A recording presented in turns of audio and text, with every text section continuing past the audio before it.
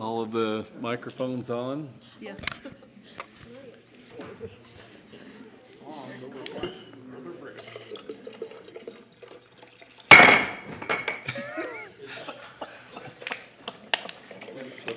We'd like to welcome everybody to Cache County Council meeting today on Tuesday, June 25th. We appreciate everyone being here. We're first going to have our opening by Council Member Barbara Tidwell. Hey, thank you, Chair. Because next week is 4th of July, I wanted to have my comments around that. And of course, we all know that July 4th of 1776, we declared our independence and started as a new nation with what we wanted to do. I'm a simple person with simple thoughts. But I love this saying, land of the free because of the brave. And we all know some really brave people in our lives that who have defended this country and kept our freedoms for us. But I think also the brave include our law enforcement, our people who want to serve in the community, but most of all those who live in this community that stand up for what they know is right. And sometimes you have to be brave to do that. We all have an opportunity to do that at times. And so I'm thankful for each and every one of you and each of everyone in this county who is brave. And I'd like to conclude my comments in the form of a prayer. Our Heavenly Father, we're grateful to Thee for this country. We're grateful for the freedoms we enjoy. We're grateful for those who have gone before and protected those freedoms and made a better life for us. We're grateful, Heavenly Father, for our founding fathers and the great vision that they had to establish this country. We're grateful for those who live here in this wonderful county, for all those who are willing to stand up and be counted to be brave. We're grateful to be able to serve on this county council and pray for Thy Spirit to be with us this day, this evening, as we discuss the items that we need to take care of. Please be with us that we would have the wisdom that we need and that we can leave this county a better place for those that do come after us. And this is my prayer in the name of Jesus Christ. Amen. Amen. If you please stand for the Pledge of Allegiance. I pledge allegiance to the flag of the United States of America and to the republic for which it stands, one nation under God, indivisible, with liberty and justice for all.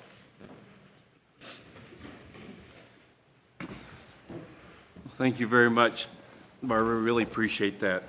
I'll entertain a motion for the review and approval of the agenda. So moved. Second. Moved and seconded that we approve the agenda. All those in favor say aye. Aye. Any opposed? It is unanimous. How about the approval of the minutes of June 11th? I'll move to approve the minutes of the June 11th meeting. Is there a second? Second. Moved and second that we approve the minutes of June 11th, 2024. All those in favor say aye. Aye. Any opposed? Abstain since I wasn't here. One, okay, you got that in note, and it is unanimous except for one for Carl Ward abstaining. So we'll now turn the time over to a report from the county executive. Thank you, Mr. Chairman. I just had one item to report on this evening. I wanted to mention a meeting I attended this morning with UDOT and a number of stakeholders around our community in relation to the Main Street project. If you'll remember, about 2 years ago, we were able to secure $52 million from the Transportation Commission to improve Main Street, essentially from the Y up to about 2500 North is the main project area that's being looked at. And the goal of that project is to improve mobility through that corridor. There's a consultant that UDOT has engaged that is looking at a number of potential solutions for improving traffic flow through the core of our community. Today's meeting was, I think, I don't know, maybe the 5th or 6th meeting that the consultant has held with different community stakeholders. They actually held 3 different meetings today with different groups, with the first one that I attended being elected officials from the cities that are affected by the project. And I just wanted to let you know that that project is moving forward. We anticipate that the project will actually be much more than a $52 million project, that we will be going back to the Transportation Commission for more funds when a more solid plan is developed. What was presented in today's meeting was a number of potential solutions with I think the consultant is leaning most on improving the grid system around Main Street so that there are suitable alternative routes to Main Street rather than everybody having to be on Main Street. Based on their modeling and calculations, that provides most likely the best benefit. And this process will be ongoing and will have a public participation process in the next phase. So there will be some public meetings and opportunities for everybody to come and see what the proposals are, to give input. And it will be a long process, and by the time everything's constructed, maybe many years, because there are a variety of different projects being proposed. Some of them are as simple as connecting a couple of streets in the grid system that just have houses blocking them in between now. And some of them include some more major changes. For example, one of the proposals was to change the Y intersection at South Main and actually make it a 4-legged intersection instead of a 3-legged intersection, to take a road over to Gateway Drive to have a connection there. That was one of the many proposals around the grid system to create additional connectivity. Another one, for example, was 200 East. When you come south on 200 East, it essentially dead ends into the river, and bringing that over the river and then connecting it back into Gateway Drive. So there are a number of projects like that to improve the grid system around Logan and other communities to help to alleviate the pressure on Main Street. So I appreciate the work that UDOT and the consultants are doing on this project, and I look forward to them narrowing it down to actual projects that will be getting done, and then the funding coming through and getting those projects done. And that concludes my report for this evening. Okay, thank you. Now let's go to 6A, the introduction of the 2024 Cache County Rodeo Royalty. Who's going to take lead? Okay, if you come up here, state your name, and make sure all the introductions are as clear as can be as they stand up. And Perfect. I'd like to thank you guys for letting us all come here. My name is Mickey Scott. I am the 2024 Cache County Queen, and very grateful to be here. My name is Tacey Merrill. I'm your Cache County First Attendant. I'm from Trenton, Utah. My name is Brinley Downs. I am the second attendant in 2024, and I am from Smithfield. My name is Kesley Gittins, and I'm the 2024 Junior Queen, and I live in Petersboro, Utah. Hi, my name is Dixie Christensen. I am the Cache County's Princess, and I am from Richmond, Utah. And are we going to hear a speech, or are we going to hear a... You're welcome. I have my speech that I use for the contest. You guys would like to hear? Is it under 45 minutes? Yes. That would be terrific. Share. Okay. My speech is called The Perfect Date. We rode together up the rocky slope. My heart pounded in unison with the sound of the horse's hooves as I held on tightly to his waist. Suddenly, he reined the horse to a sliding stop at the edge of the plateau, where together we watched the sunset. Not a word was spoken. None was needed.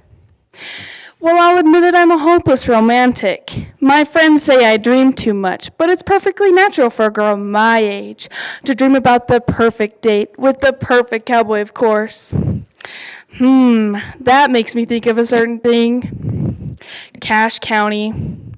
Our first stop would be a paradise called Bear Lake, where we will laugh about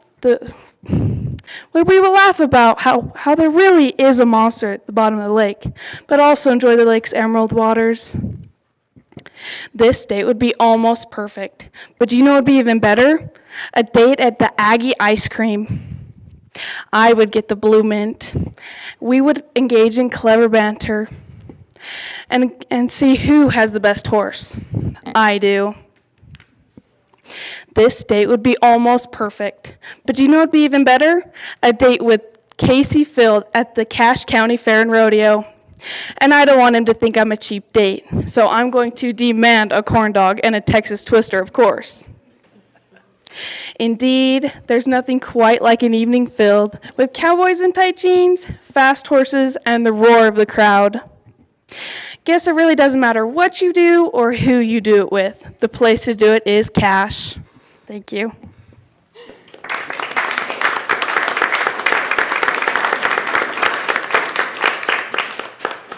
That actually sounded like a recipe of marriage. Good for you. I'll write some of those things down.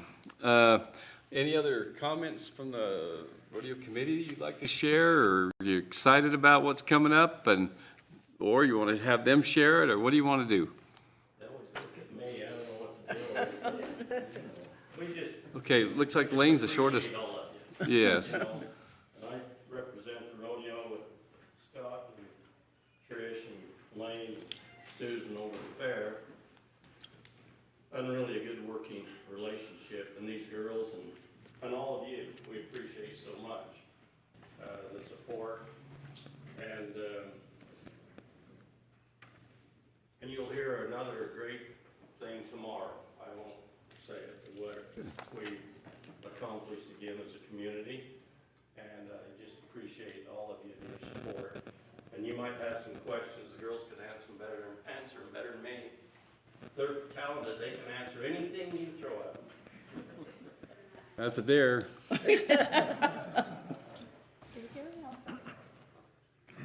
We heard. Nolan, okay, go Nolan. Nope, that's good. Other questions for him? Stump them. You got to have something to stump them. I don't know enough about what they do.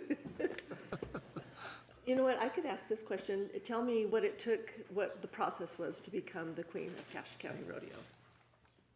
It was a lot of hard work. In Queenie, we have different aspects to make sure we are presentable, and we want to be able to support and represent Cache County the best we can. One of my favorites is speech and modeling to show off our fancy outfits, and horsemanship is another good one. And it takes a lot of hours and lots of memorizing of speech to be able to present ourselves. Well, you did a great job. Thank you. I have a question. What are the ages? So we have junior, and then we have just regular royalty, right? What are the ages for the regular royalty versus junior? Pretty sure senior is from 16 to 25. 25.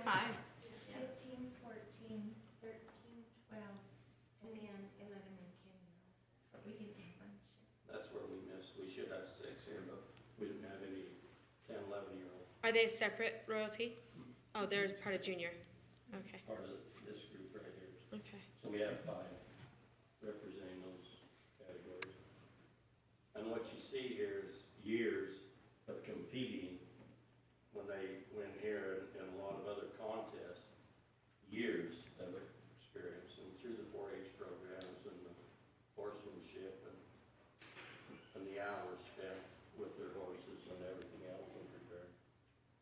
And then they work the arena, for us, arena rodeo, pushing the cattle in and out of the steers, which I think they like, and then everything else. Then their granddad's right, the wave, you want to show them the wave.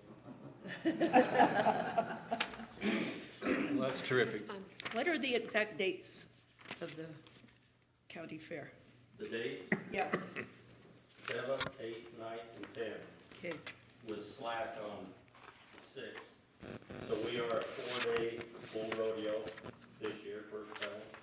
We've had the extreme broncs and bulls, but we was able to get over a little hump with the PRCA that allowed us to do that without, then I gotta explain myself, 2 headers, which means they get to run 2 times in all the timed events, which really gets difficult for us to pull off. But with the money added and the rodeos going on, they allowed us, and so us and Tremont this year are both 4-day rodeos. And the ticket sales on our Wednesday have way surpassed already this early with what we had before, so everybody wants the whole thing. Awesome, thank We you. have some super special acts. I give a book to each one of you that come today. Yeah. Thank you. And you can look in there at our special acts and plans. So we have Legacy Pro Rodeos, our stock contractor, and they're doing a phenomenal job.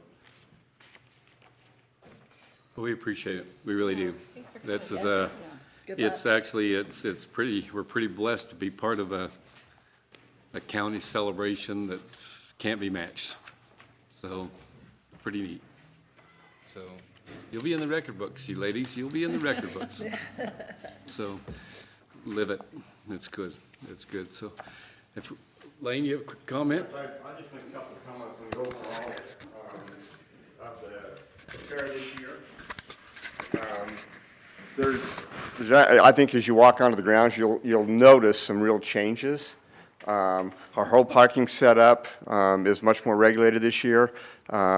We've got 2 different series of drone flying. We're going to have drones where kids can fly drones inside the event center. Then we're going to have a big drone outside that we got permission from the FAA to be able to fly it at certain times.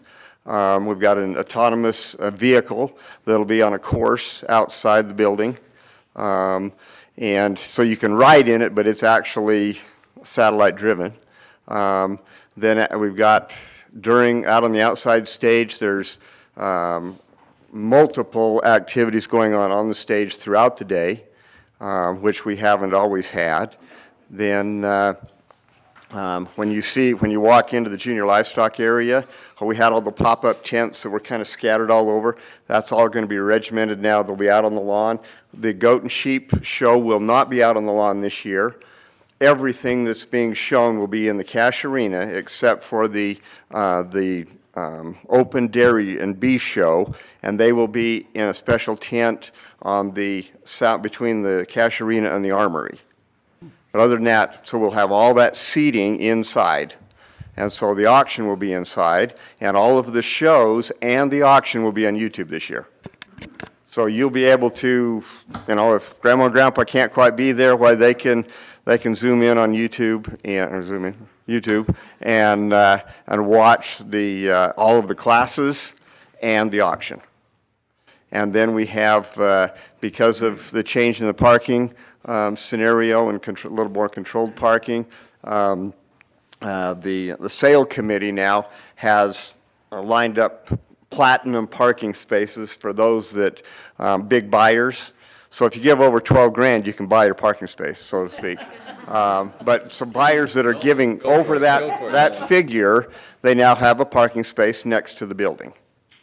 And we last year, I think you heard that we were just over $1 million in gross receipts for the junior livestock, and this year the price of animals is all up market value, and so we're going to see an accelerated price there as well. Does that include boosting?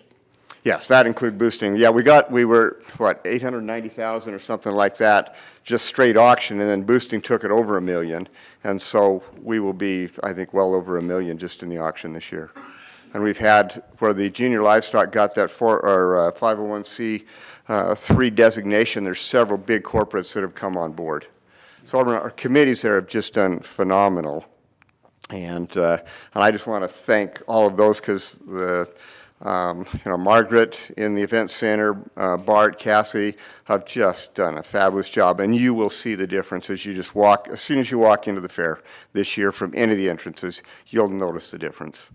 So I just applaud all of those who have been a part of it. And of course, rodeo and these gals that represent us in so many ways. You'll see them around, and it's just, I think you're going to see a major, just overall, a feel and a look that's just a little bit better. So thank you all. Thank you. Thank you. When do the tickets go on sale for the rodeo? Rodeo tickets are available right now. Okay. Yeah, and we're already, you'll see those blocks that are, you go online, you see a block, those are families that come in, grandma and grandpa, all the grandkids come to town for, so they buy tickets for every night of the rodeo. And so those are really good seats. You got to family designate those and get them ordered. So. Okay, thank you. All right. Thanks. We appreciate that. Any other questions? Well, thank you very much. Thank you for being here. You're sure welcome to be here for the rest of the meeting, unless you probably got something better to do. I don't know. But we appreciate you coming and sharing your talents, and we look forward to it. We really do.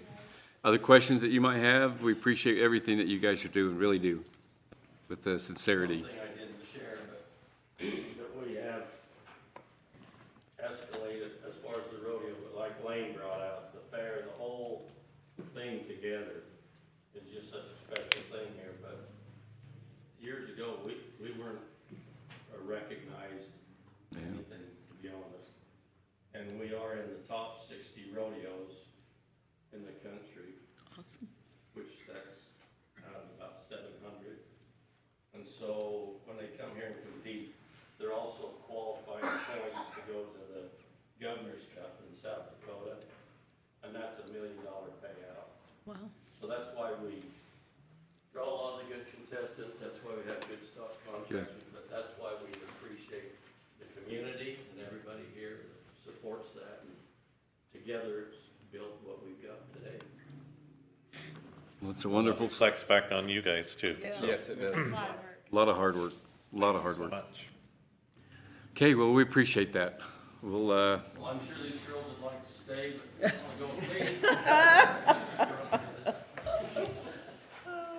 Thanks again. Thanks again. Thank you. Take care. Thanks.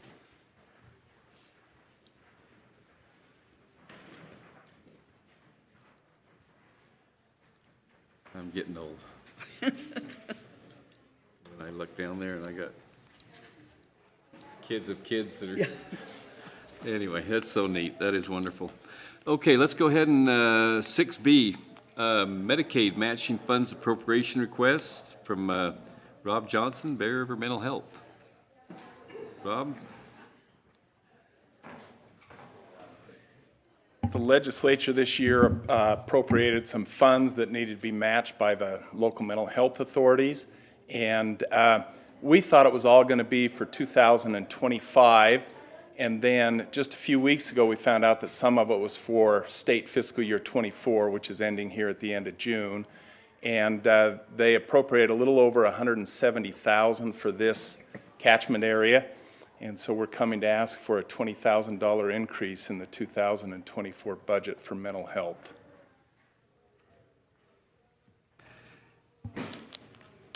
You're not going to sweet talk it or anything like that? So. You know, it's for Medicaid match. Through the years, they've always increased the amount that they were given for the physical health and never for behavioral health.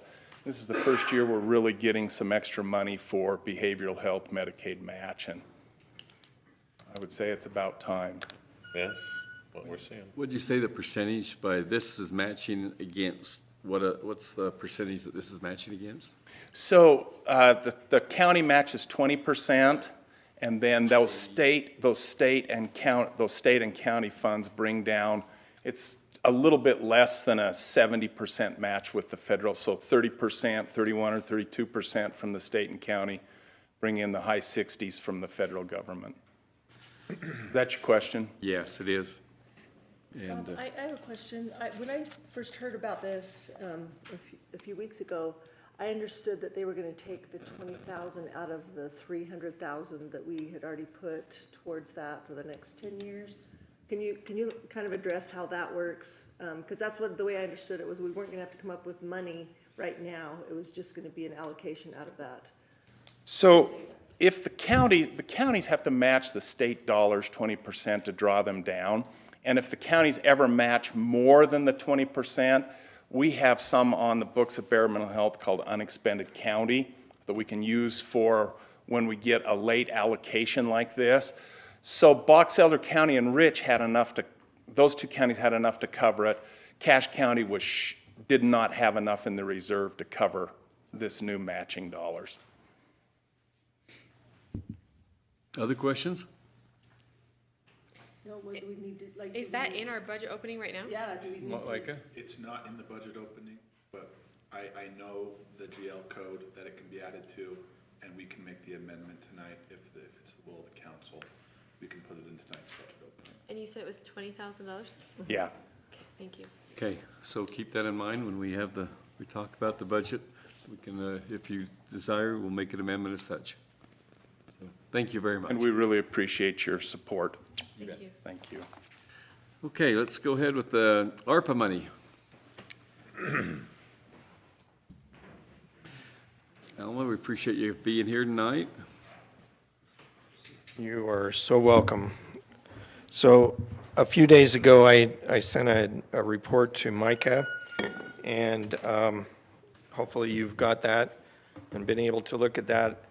I attended the Appropriations Committee, gave them a report of some funds that we have available that are not in projects, that need to be put into projects so that we can get them spent or obligated by the end of the year.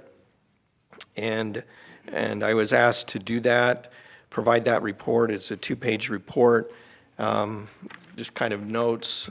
Sorry for the little confusion. Hopefully it made somewhat of sense. And then to offer some suggestions of possible projects that the money could be used for. So the amount available is $620,000, a little bit over that. And then I offered about, I don't know, 7 or 8 different projects. I want to talk about a couple of things and ask for some approvals. You've already awarded $66,600 to the public defender to use for different things, childcare, some other expenses for the clientele that they serve. You'd already awarded that, but we wanted to come to the council and ask, and I talked a little bit about this in the Appropriations Committee, they're asking, the Public Defender's Office is asking if they can use 20,000 of that to put it into assessments. Assessments need to be done when they have this clientele come to them. They need to do an assessment so that they can go through this process. These assessments range anywhere from $4,000 to $6,000, and they are asking for 20,000. This was not one of the approved expenses that they presented when they asked and had that money approved. They just wanted to ask if they could use some of that money. This is no additional money they will use. They were awarded the $66,600. They still have a balance of $53,000, a little bit over that, almost $54,000. They would use $20,000 of that and obligate it into contracts so that they could do these assessments over the next 2 years, the rest of this year and into the next 25 and 26. So if I'm looking at this correctly, they're not asking for additional money, they just want to redistribute what they've already. Correct. Okay. Yes. Just wanted to make you aware of that and ask for your approval before they proceeded with that. There's 2 others that I need to have you be aware of. The other one is the treasurer. the treasurer's office. When the pot of money, the last time it was opened up, the treasurer submitted some money or a request to acquire some money to protect the drop box that's out there. It was run into 2 or 3 times, and they have since put some steel bollards and filled them with cement so that the box will no longer be hit by individuals or delivery individuals. And he is asking, he had already received, the treasurer had already received $10,000 to do some digitizing of some records, and he's going to have a remainder amount left. He's going to have just shy of $4,000 left, and he was asking if he could use $2,896 of that to pay for the cost of putting in those steel bars.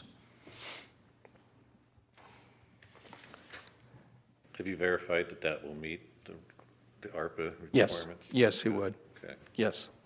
It was on the eligible list, and then I think you kind of put it on a pending list and wasn't approved as one of the projects that you approved last time.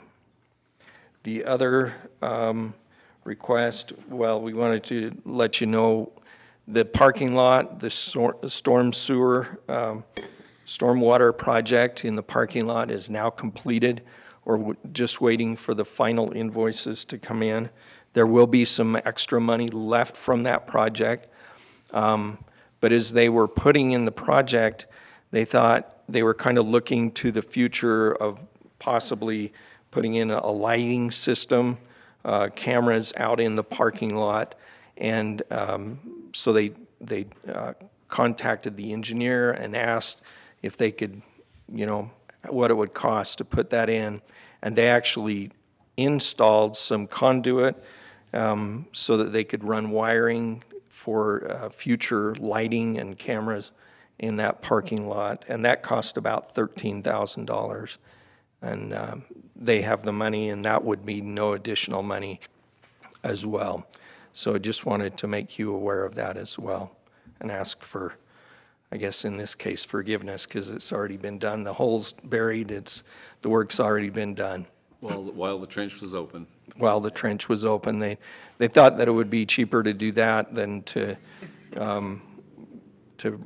redig and put in that, if that ever happens in the future, or when that happens in the future. How much money was left, like their main project? I know they haven't got the final bills, but they anticipate it being quite a bit under budget, correct? It's anticipated that it's going to come in at about $231,000, and so it's going to leave about $74,000 that can be put into other projects, and that $74,000 is not included in the $620,000 that you have before you. So, any other questions about this handout that I kind of sent to Micah and you should have in front of you? Are you going to talk at all about the senior center? That was another question about in the Appropriations Committee. The Senior Center has a request for the sprinkler system. Is that the one you were referring to? Mm-hmm. Yeah. I'm understanding that it will probably be a little bit more than that. That was an estimate of $150,000. I did look at that. I looked through all of the documentation from the U.S. Treasury, and I could not fit that into any of the expenditure categories.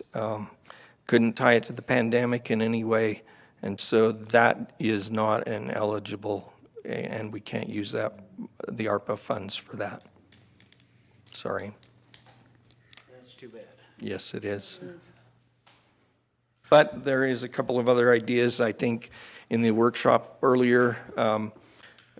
Chief Hammer spoke about the ambulance. You've already, approved $135,000. The ambulance costs $385,000, so you could use some of that $600,000 towards an ambulance, and then he can offset it and use it to purchase a fire engine that's also needed. And then there's some other projects listed on there.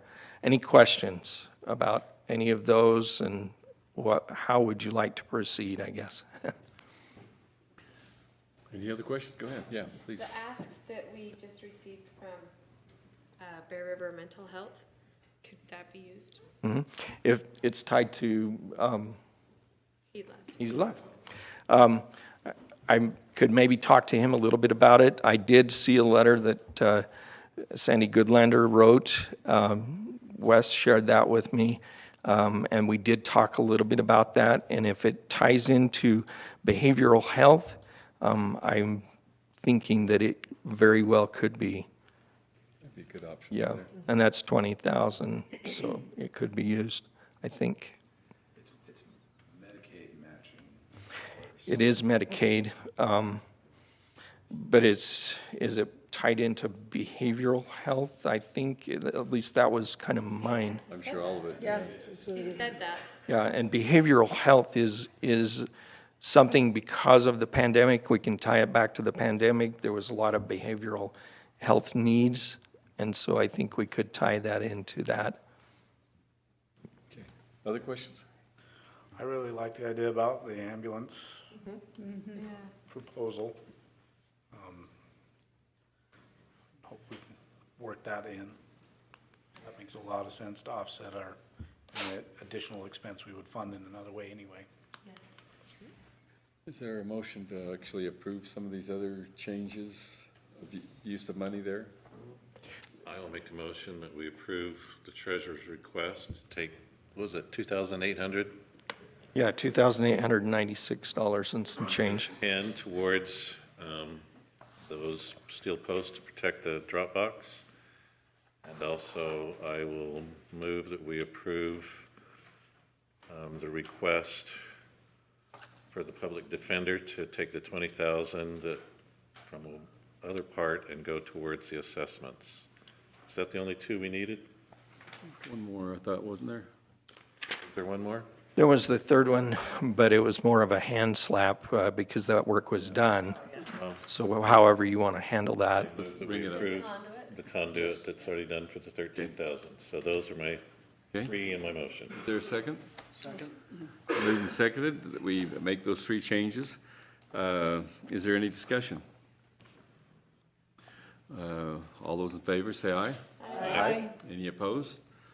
Well, it's unanimous that we support those. Do we need to talk about the ambulance then in a separate motion? Do we want to approve that the extra it would be $250,000 be used out of that 620 for the ambulance, and that would free up that $250,000 then in the general fund to be used towards a new fire truck? Or whatever is needed in the general fund, I guess. I guess we don't have to designate what it's used for, but just that we increase the amount for the ambulance out of ARPA funds.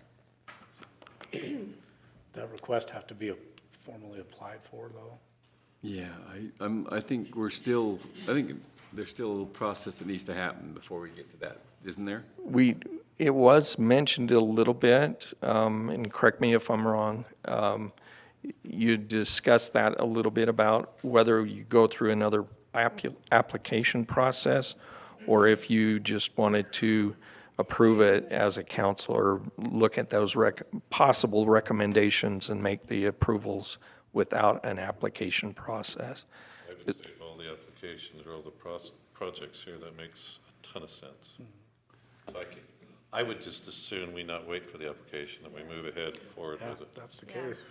I'd second the motion. He's moved and seconded then on that motion to, I guess it's basically to approve the ambulance monies of 85? Yes, true. An extra 250 because we already approved 135. Correct. So it'd be, yeah, the 250 from the ARPA towards the ambulance to free up other money for the fire engine. Is there any discussion? Hearing none, all those in favor say aye. Aye. Aye. Any opposed? That passes. Okay, so where does that put us then, Alma, for the balance? Do we need to make some decisions tonight? I know there were other applications before that maybe weren't awarded, or there's other ideas in here. Do we need to? There are. 20,000 for Bear River? We already did. Well, didn't We didn't, that is not, was not part of the motion. That wasn't part of it. No. Seeing if it would we? fit. Let's see if we can See put if that it in. And fits. he's under the I'm impression. thinking it probably will. I would like to get a little more information. Was there also talk of Public Works, though, on some, do we need to fine tune some other things and bring that back? But the 20,000 maybe, actually, that would fit right now, and I think that would be a good motion, if you'd like to make that. Yeah, so I'll move to appropriate the 20,000 for Bear River Mental Health. I'll second it. Move second, we approve the 20,000 to come from the ARPA for the Bear River Mental Health on their request for the matching Medicaid. Any discussion? All those in favor, say aye. Aye. Any opposed? Okay, I'll just say- the can I say motion this? passes unanimous. At our appropriations meeting, Matt Phillips came in and spoke to us. Mhm. And the situation that they're in, they paid a lot of money for flood mitigation this year that's already been paid that would qualify for ARPA funds. So if we get towards the end of the year and there are things that are not appropriated or obligated yet, it would be very simple to put those towards those projects for Public Works so that we don't lose any money. And what we talked about was it would be, and Wes talked about this, say we had, I'm just gonna pull a number out, but say we had 400,000 that we needed to spend, and those projects came in at 420, it would be better to be on the hook for that extra 20 than to send 20,000 back for things that we already need. Right. You know, it may not come in exactly penny to penny, but we're better off to use the entire amount that's available to us for ARPA. Mhm. Correct? And so, Yeah. as we get towards the end, if there's any balance, that we have that option. Right, and that is about 400,000, as Matt and I have discussed. Another one tied to one of his projects, and it's on your list, is there was a water project up in Richmond at the Public Works facility up there. They've pretty much completed all the work, I believe, but they have to pay an impact fee, which is about $58,000. That is part of the project. It was a water project. It is an eligible approved project. But he's going to go over budget and was wondering if you could look at the possibility of using 58,000 of ARPA and putting that towards the impact fees, which is eligible, so that that project could be totally completed and connected so that they could start using that system that they've already put in. Again, I think any money that we can push to the municipal services side for this is just very much warranted, so I will make a motion that we approve the 58,000 for the Richmond Waterline impact fee. Second. Move and second that we approve the Richmond Waterline impact fee to also be paid with ARPA funds, 58,000. Any discussion? I just have a question for Matt about that. Is that impact fee based on our meter size, or that seems like a really high impact fee? It's based on the meter size, you're correct. Did they take into account that we're not planning to use too much water? I'm just wondering if there's any negotiation with that. I know they usually base them on meter sizes, but we haven't really hardly used water there because we haven't even had a connection. So the fact that we barely use anything, I feel like they should take that into account and give us a discount. Strictly based on meter size, so that's, Richmond has a price for 1 inch, 2 inch, 4 inch, and so our meter is a 2 inch meter, that's the price for Richmond, so I think their code requires that impact fee. Okay, thank you. It is a whopper, though. It's like a swimming pool. Drained No, the swimming pool's just drained on the and west side. filled 3 times a week, so. Okay, with that in mind, any other discussion? Well, then all those in favor, say aye. Aye. Any opposed? Motion passes. Any other discussion on any of these other items? Alan, appreciate you. So just so you know where we're at, there was $620,642 that was available. You've approved the $250,000 extra for the ambulance, the $58,000 for the impact fee, and the $20,000 for the Bear River Mental Health. That all totals $328,000, so that leaves $292,642. With the possible of another 70 coming from this. Correct. Sewer or this. As well as maybe some other. Some others, yes. Projects that are. Yes. Funded and with some savings. Yeah. So, but I appreciate that. I'm glad we just have those options too to, you know, like public works and stuff like that, that we can actually use that to utilize every dollar. And just so you know, I'm working very closely with Wes and Matt. He was awarded $6.5 million. There's a lot of projects. If he were to fund all of them, you would probably have to come up with some extra money. So we're trying to get everything lined up so that we can get it obligated in contracts by the end of the year. So I'm working very feverishly to work with all of the departments, all the projects, so that everything is in contracts so that we don't spend or send any money back. So I just hope we don't get used to all this money. Then all of a sudden, now we gotta have this, gotta have that, and no money. Yeah, we worried about that with victims advocates. They were awarded $1 million, and we've been talking to them for almost a year and saying these are funds that are going to run out, and they are telling them, yeah, this is temporary. Once it's gone, it's gone. So, and yeah, hopefully everybody gets that. We appreciate all you're doing. Okay. Very much. Thank you. Thank you, Alma. Let's go ahead and down to public hearings. Let's start with public hearing, ordinance 2024-08, Title 16 subdivision regulations. Mr. Nelson, I imagine. You'll go ahead and just briefly share some information on that. Yeah. See if I plug in.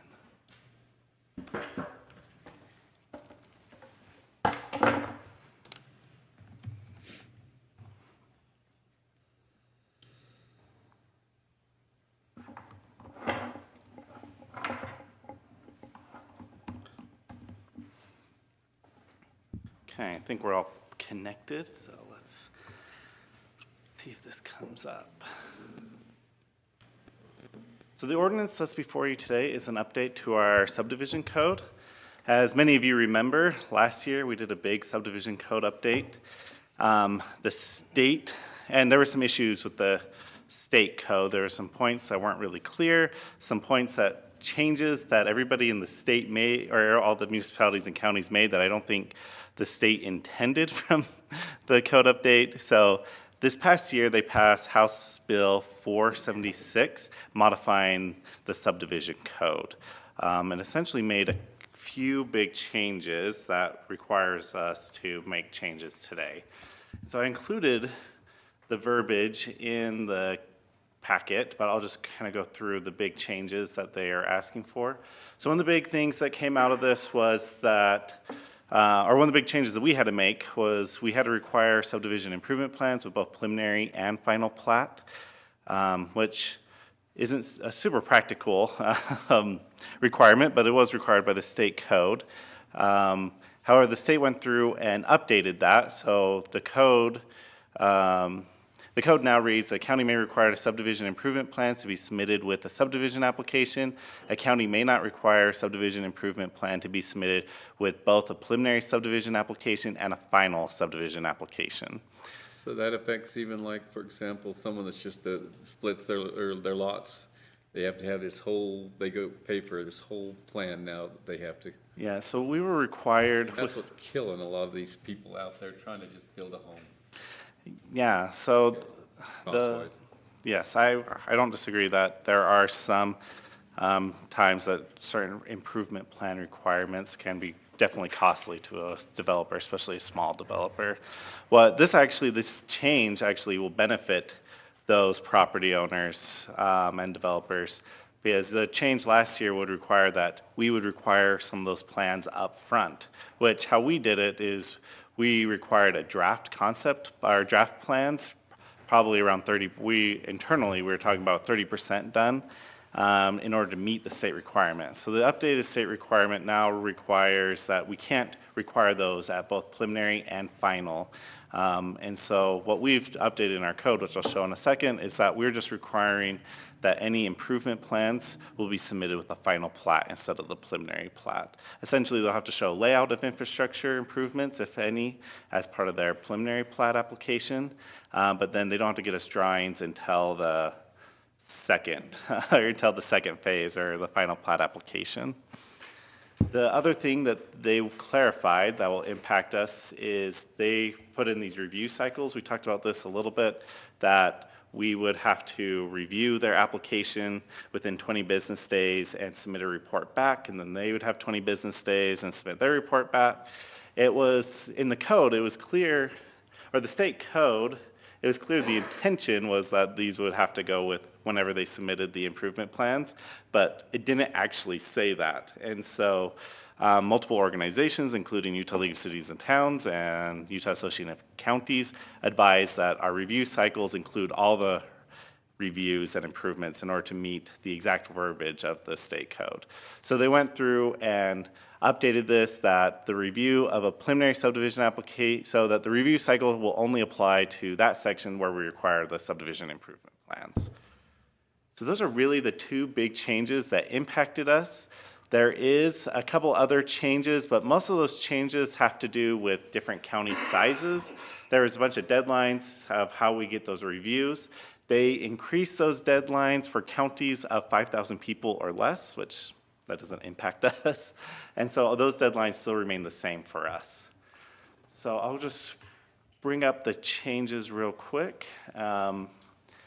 There's not very many of them. So in the ordinance, all the changes were highlighted in red. So the first one is under our definition of review cycle. The review cycle as defined and used in this chapter shall only apply to the review of the final subdivision application, which is when we require the improvement plans. The next change is quite a ways down here. So just give me 1 second to get to the right location.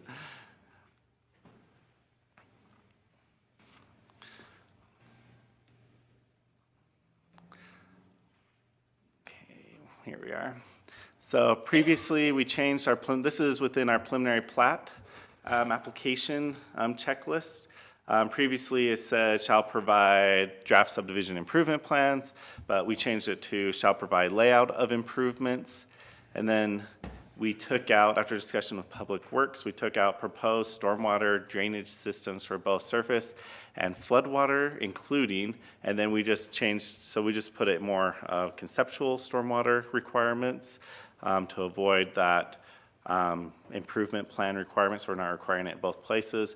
And then we also added this last year, all other plans required to construct the subdivision, and we removed that sentence out of that section.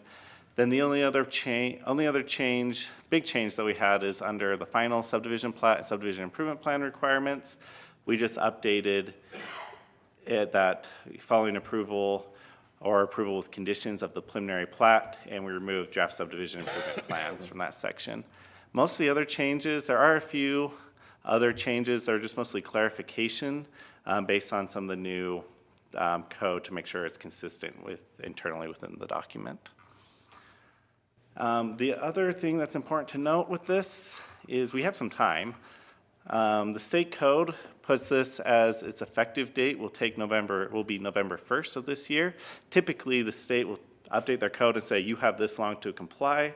This time, and I'm not sure the reason behind this, is they adopted an ordinance that the state code will take effect on November 1st.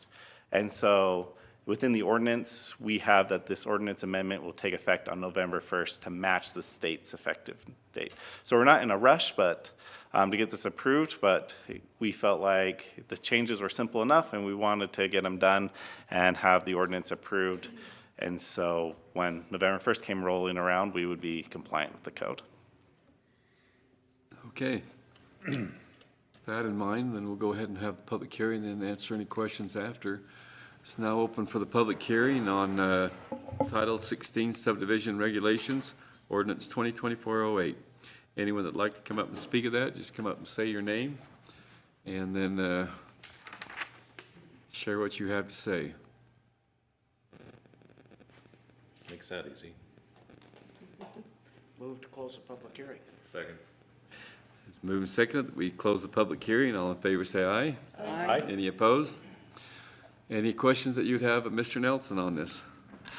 Steve, before I jump in to say yes on this, is there a possibility you could give us an example of somebody who's coming in with one house?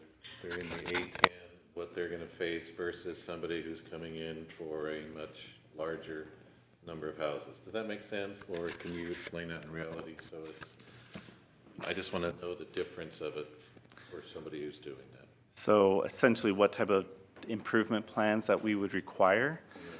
Detail amount of them or whatever. Yeah, I'm sure what we could do is we could find a few examples and provide those construction drawings for the council for your I've just review. had a couple citizens ask me, well, if I just want to put a house on an A10, what am I going to be facing? And so I'd like to see what that's looking at. Yeah, is this making it more simple, or is it making it more complex? That's the bottom line. I believe it's making it more simple. Like I said, I felt like the biggest barrier to the last code change, the state's requirements last year, was the requirement of improvement plans prior to a preliminary approval. Typically, what you saw throughout the state and throughout the country who did subdivisions, they require a preliminary plat, which provides some concept level utilities that the government would be able to review and provide feedback on. And so that way, when they went to spend money on real engineering for the infrastructure, they've already received some basic red lines on the concept.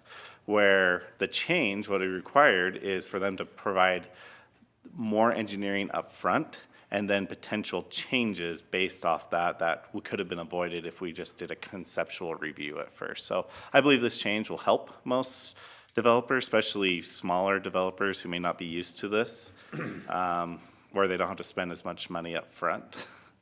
So I believe this will be a positive change for that experience. Well, part of that is as they submit this and meet these codes, they're going to have to hire some professionals to meet that. So do we have an example of what or type of professional is going on there? Yeah, so we can definitely pull some improvement plans from a couple different types of subdivisions, and so we can show those to the council. Some of that depends a little bit on the topography and extent of the development. True. For what they have to do, because occasionally there are big subdivisions that are developed right next to big roadways and they have very little infrastructure improvements. But then there could be smaller ones that may be down a dirt road and will have to provide pavement all the way from the closest paved improvement all the way to their development. And so there is a little bit of. So as a person comes in and they want to build one house, they've got some ground, they want to build one house. If we got a very detailed list that prompts and tells them when and what got to be done and everything else, does this tie into that list and everything? So what we will do, so for every subdivision, I guess there's kind of two matters at hand. There's a property owner who owns a parcel who's not wanting to do development on it or not wanting to subdivide it other than building, or doesn't want to subdivide it but wants to build a home on it. And then there's property owners who want to subdivide. We have a very detailed list of the subdivision improvement requirements that we put together this past year. Then for zoning clearance and building permit, our code requires, and the recent road manual requires, that they improve the roadway, but typically what we require is based on the minimum required to establish or to be able to provide service to that property, and also require the proper dedication for what we envision the future of the road be. So if it's a big arterial road and it's a single home that's going on it, then typically we don't require the development of that roadway to the arterial standard, but require that they do enough dedication on their side that when that road is developed, that won't be an issue. Okay. And with subdivisions, it's a little bit different depending on the number of homes, but typically we require more extensive improvements in that case. Subdivisions also would mean that that person comes in and wants to put that house on it, but he only wants to carve out an acre. for bank loan purposes or something like that, then he must do a subdivision, right? Yep, that is And then all of correct. a sudden, it kicks in all these other regulations that just about kills the guy to try to get through. And that's what, he's trying to do something very simple so that, but then he jumps into like a developer status, and he really isn't a developer. Yeah, and we run into that a little bit. Our code, I'm trying to find the section, but our code states that with any development, sorry, I wish I could find the exact reference.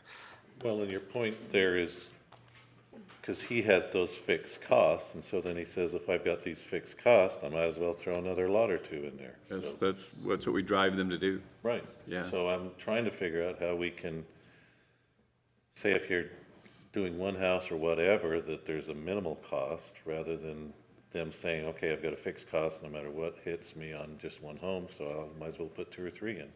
Yeah. Well, I keep questioning the subdivision status by just taking off 1 acre Subdividing every per piece of home, ground.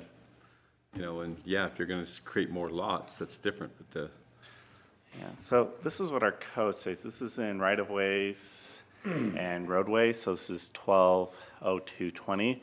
That roads in a new subdivision or development must connect to existing county roads, private roads, improvements, state highways, or other improved city streets where the connection to an existing county road, excuse me, I need to zoom in on this a little bit more. It's a little hard to see still.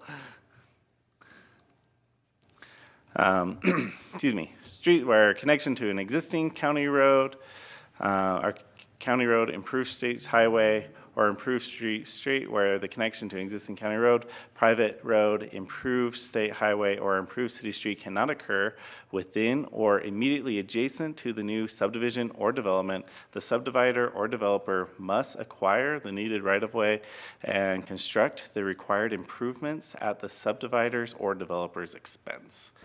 And so how we've interpreted that is that it's a subdivision or development. So a development of a home would have to meet this same standard.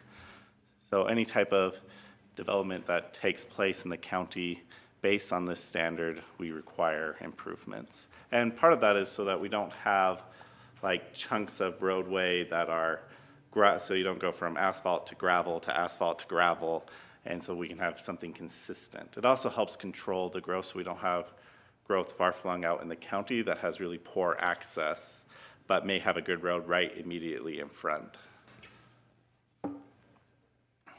And so that impacts both subdivisions and development of a single lot. I think these are great conversations for when we meet as a workshop with the planning and zoning again to bring up, talk about these things, so.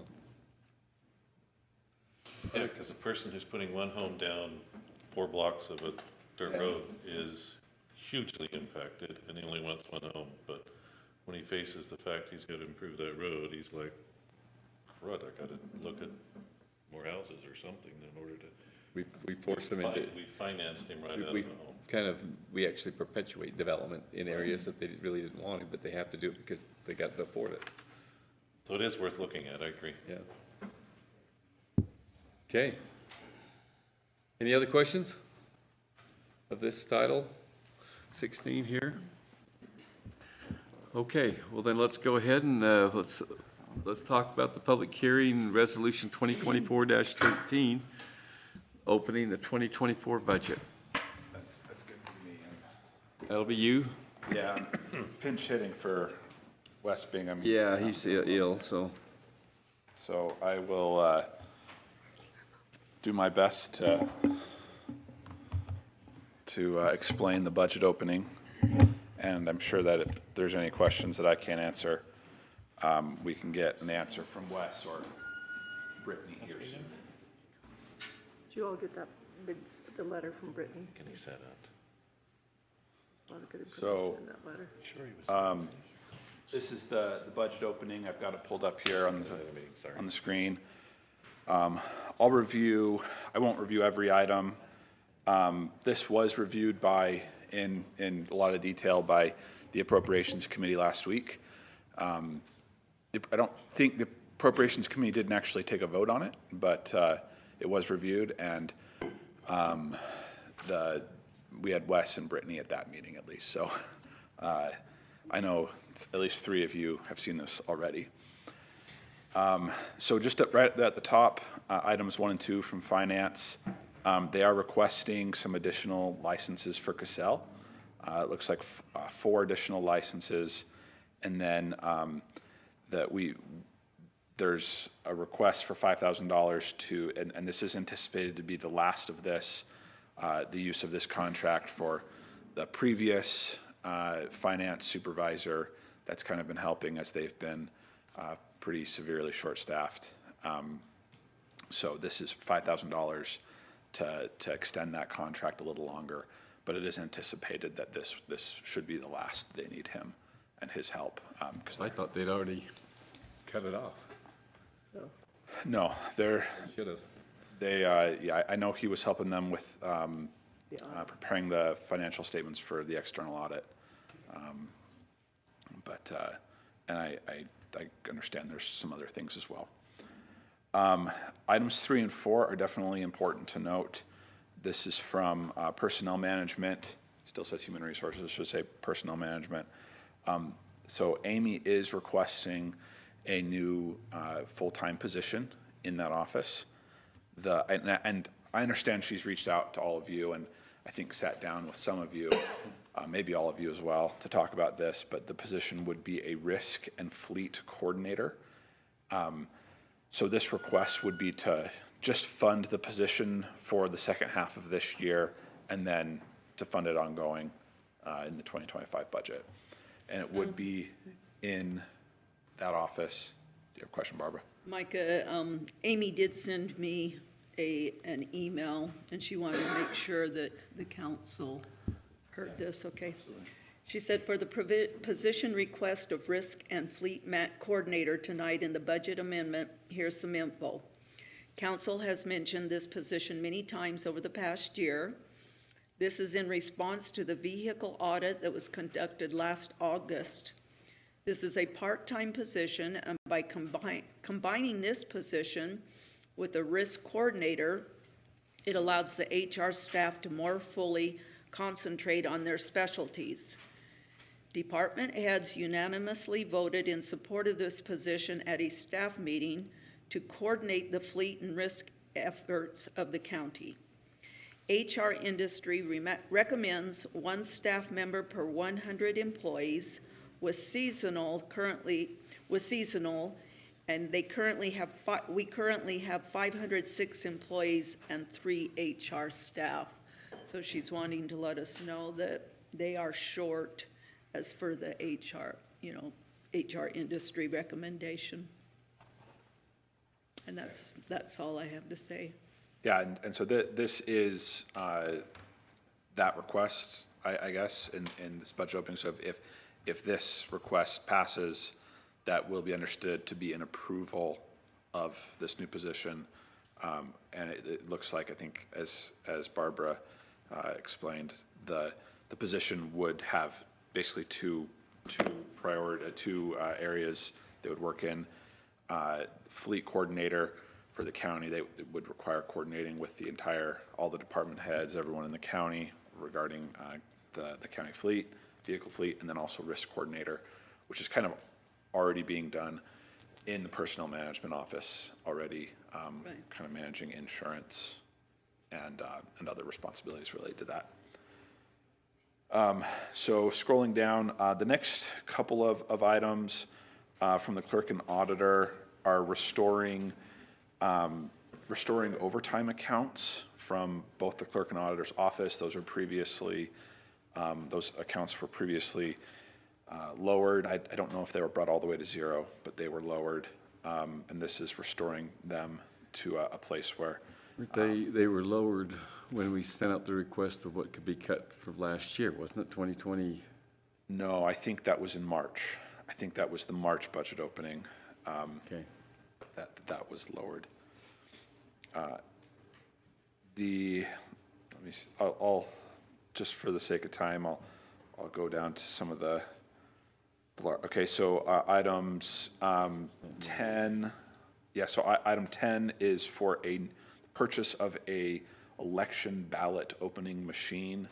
And so the current machines broke, they were repaired, but this new machine would come with a lifetime warranty, well, unlimited maintenance contract and warranty, and so kind of replace the current machine they have there.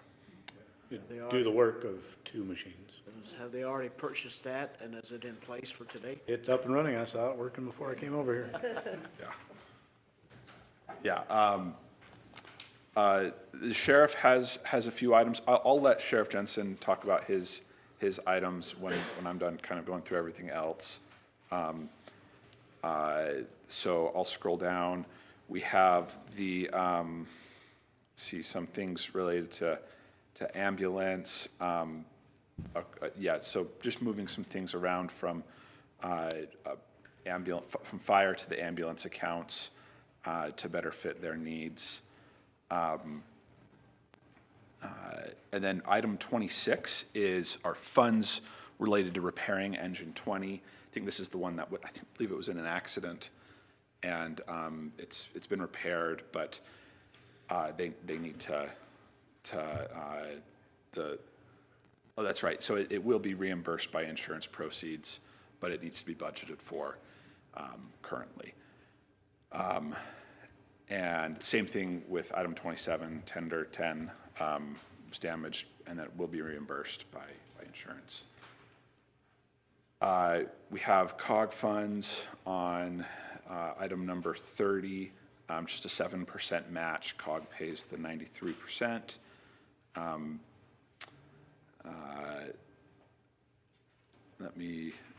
Item 36 is senior center. So there is a request to install a fire sprinkler system in the senior center. I know Alma discussed this a minute ago, but we looked into possibly covering this with ARPA funds, but it just doesn't really fit. So it will need to come out of a general fund.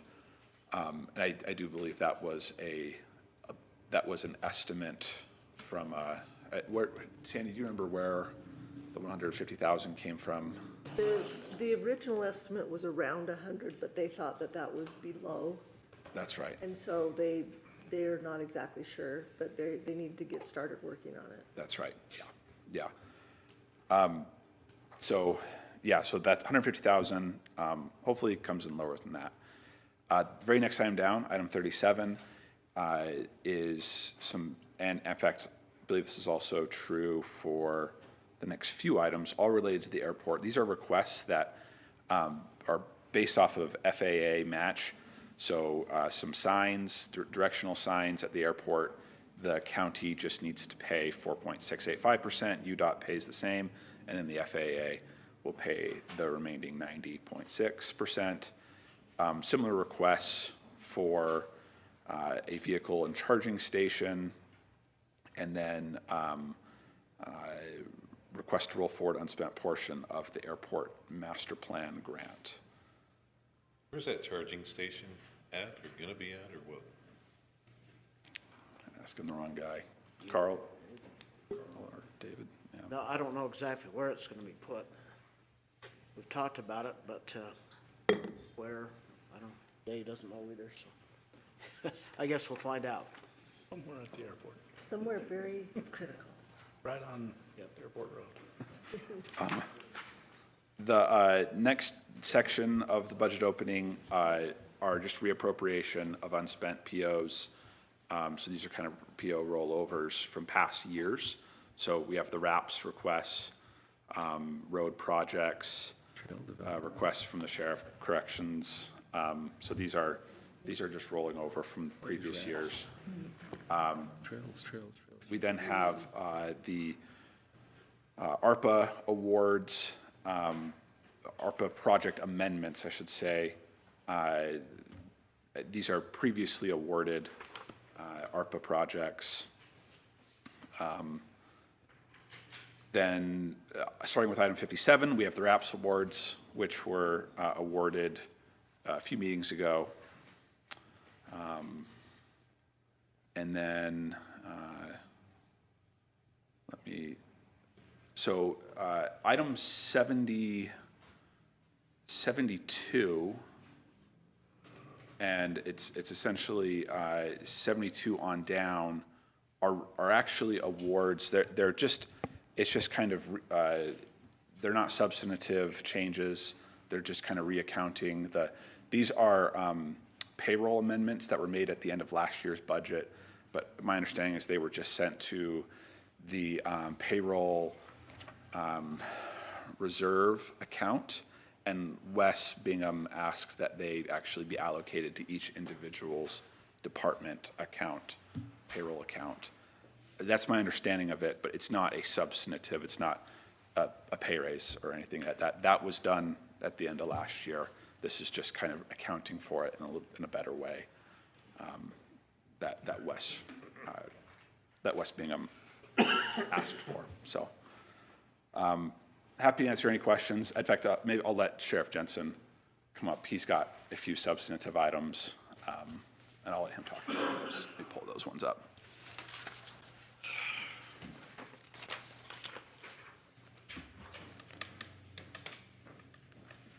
I can find them.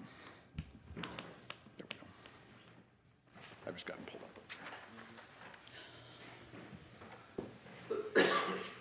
Stick right there for a sec. Don't take my Henry rifle book either. Some shopping to do. All right. Well, thank you for giving me a few minutes. You want me to go through just the transfer stuff? Some of them are just in the wrong budget things. I'll go through the easy stuff first, if that's helpful. So number 47, I think let's just go to the back. That was a PO that we had to replace or fix the boiler. And we didn't get it in the budget opening in March, so we're just rolling that PO now so we can get the piece done. So that's not new funds for that one.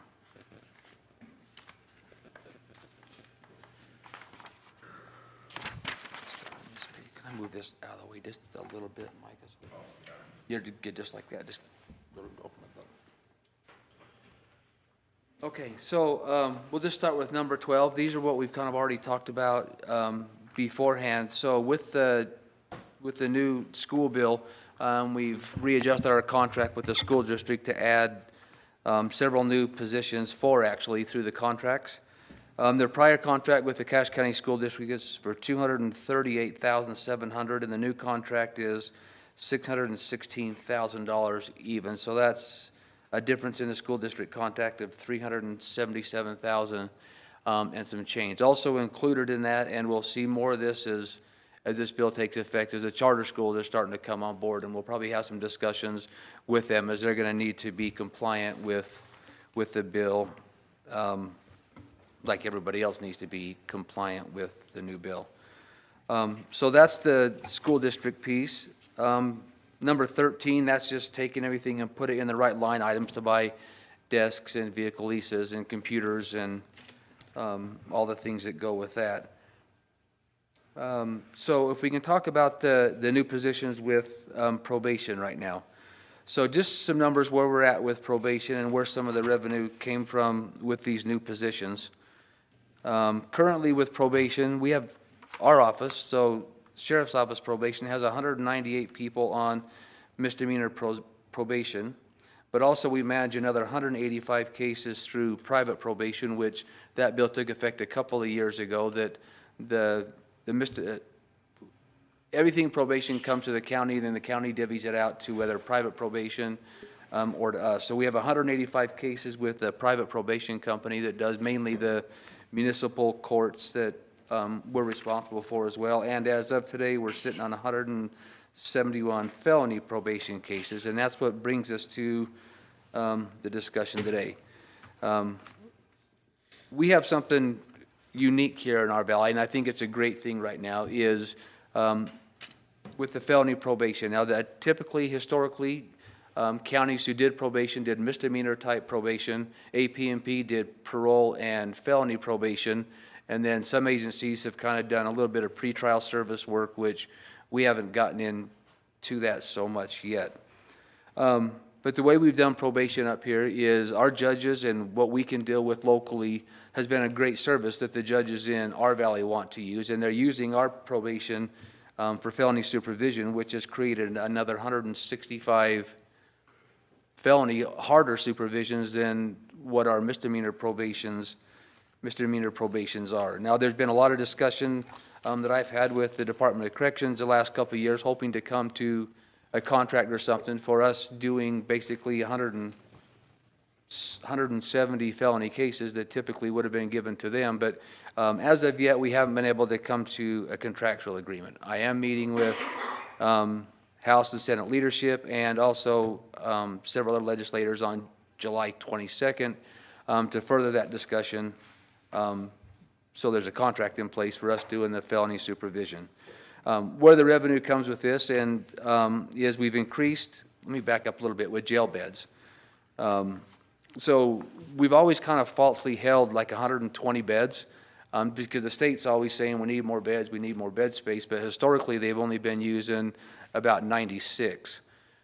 Because we've held 30 beds basically just at bay if the state needs them, they haven't used, is we've kind of held the feds back on how many beds we'll let them take. But with the discussions and where we're at with the funding piece of it, we've increased the federal marshal's beds from 30 to 50. Let me talk about that just a little bit while we're talking money. So jail beds, and I think some of the council has been part of those, the Joint Jails Coalition, and heard some of the discussions over the years at UAC about how jail beds are funded and where the money comes from that. So the last couple of years, well, 2 years ago actually, the Sheriff's Association with Greg Hughes and also working with leadership in both the House and the Senate, we've came up with a formula that's just automatically put in the governor's budget the first part of the session, so we're not always fighting for decimal dust basically. It's not, we'll give you 12 cents, we'll give you 15 cents. There's actually a formula in place now that takes care of all the jail funding. But what that's done for our rates, in 2020, the base rate for UDC bed space was $53 a day. The next year, we really kicked some butt. We got $54.46. In 2022 is when the formula kicked in. We went from $54 to $71 a day. 2023 stayed about the same because corrections budget stayed about the same. But this year it jumped to $78.23. So just with the formula that's in place with the legislature and the governor's budget, we will see that number, that daily rate number change every single year. And hopefully it'll never go backwards. It should just go up as Department of Corrections. Don't say that. Don't say that, but. Say that. But with that, there's also some other pieces of that, and we don't have a ton of these inmates, but the base rate is $78.23 a day. If we offer, in some of the programs that we have, we get an extra about $7 a day, and those beds are $83.82. Where we've really done a lot of good work the last couple of years is we've renegotiated, about 4 years ago, renegotiated our contract with the federal government, the U.S. Marshals. They were at $59 a day, and they're at $87 a day now for bed space. Their contracts can only be looked at every 5 years in 5-year periods, so there's no additional increase in the Marshals bed daily rate for a couple more years, but they're currently at 87. So when I talked to the Marshals looking at funding pieces for this, they were at 30. I told them they could have 50 beds, and they had us to 48 beds within like 3 weeks. And they've been right at that 50 bed rate, and they'd take more if we had the space, but we owe it to our partners with the state to give them the bed space first. So we're in really good shape revenue-wise. So just with the changes in the Marshals contracts and the daily rates overall, I got too many numbers here. So 30 inmates at the old daily rate was $646,000 a year. With 50 inmates and with the new daily rate, that'll be about $1.5 million a year in revenue.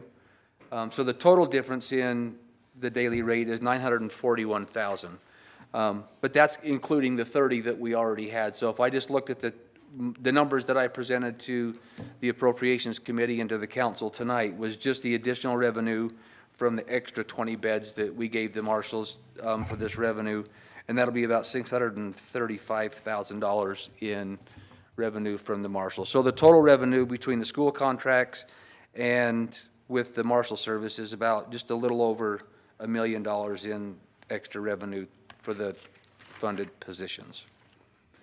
Going back to the schools a little bit, that's still a growing animal, but just as to kind of put this on everybody's radar, Cache County School District has 26 schools and 8 charters or private schools in our district, and Logan City has 10 schools. We have about 18,000 students in the Cache School District, and Logan City has 8,000 to 9,000.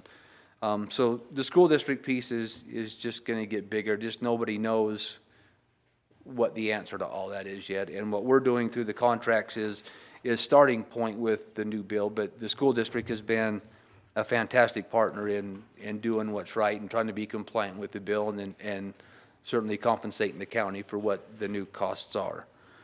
The probation, that's not going to get any smaller either. That number is just growing. And that we'll just play that one by ear as it goes too. I think the 3 positions right now are currently our staff, our probation staff right now, they have about 60 people at any given time that they're supervising, and that's about 20 people too many for them to effectively keep supervision. On top of the supervision piece, we also write the bulk of the pre-sentence reports. That's what the judges look at before they make sentencing determinations. In the first part of the year, we were doing 30 to 40 a month. We're getting a new 30 to 40 a month. Right now, it's leveled off a bit, and we're 29 to 31 new PSI reports every month. And those reports take about 35 to 40 hours each to complete a proper investigation so the judges can make decent determinations on the sentencing that they make. So with that, I'm happy to answer any questions that the council might have of me. Can you talk about number 18? On those. That's a mouthful. On those charter schools, do they have to start in 2025, or is it this fall that they have to have the officers inside of the charters, or when do they have to have those in like the public schools do? Basically, they have the exact same certifications and qualifications that the public schools have. The bill basically said it had to happen immediately, and we've got a great relationship with the charter schools like we do with the school district, and I think well, there's a little bit of a process. So through the Sheriff's Association, because every sheriff in the state's responsible to have the school security chief and responsible for all the schools in our county, we've started through our state association basically a subcommittee, and that's all the state security chiefs, sheriff security chiefs get together, they meet, and we've talked to the representative about this, and it's a huge ask thinking all this is going to happen in 6 months. Most of the school districts and the sheriff's offices in the state don't even know what their starting point is. They don't even know what policies and procedures and response plans that the school has versus the law enforcement side. So that association initially is going to start with, let's just take an inventory of the state where each school district's at, where every sheriff's office is at, and at least give the legislature an inventory where everybody's at before we start throwing millions and millions of dollars at this process. There could be a lot of wasted money if we don't even take an inventory of where everybody's at. So the long answer is, that's it. The short answer is it was effective basically the start of this school year. So you'll be responsible for both Cache, Charter, and Logan? Mm-hmm. Now, with that, with the charter schools, yes. With the Logan City School District, they'll keep their own SROs. What we'll be responsible for is working with them on their response plans, their policies and procedures, so that their policies and response plans are compliant with the state law as we work with the county school districts as well. You say the charter schools, are they come together as a charter group then? They're all individual, aren't they? They're all independent and individual. They're not part of any kind of their own little district or anything, are they? So the first year, this piece is working with Thomas Edison School or charter schools, and there'll be an SRO that's assigned to split between those two schools.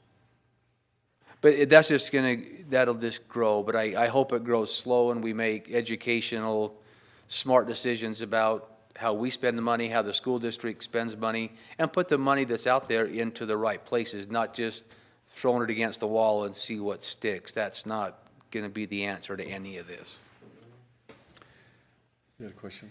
Oh, it's number 19 now on if everyone's done asking about the schools. I had a question about the animal shelter, the surgery, the contract with the vet to perform surgeries. Can you tell us about that a little bit? Because I know that was set up differently when you first opened, wasn't it? Yeah, so when we first opened, we had to partner with New Vision Veterinary Service. It was a nonprofit, and he's just not able to make it at this point. So when we opened that, he brought all of his surgery equipment, everything with him to that facility. But when he wasn't able to make it, then we had to buy the surgery equipment, and we used the assets of some vehicles that got sold to purchase that equipment. Thank you. There was also another one, I don't know what number it is, there was just a budget transfer. It was I think it got put in the wrong, $90,000 for ammo. It was just put in the wrong line item in March. We're just putting that back to the right line item where it can be spent. What number was it?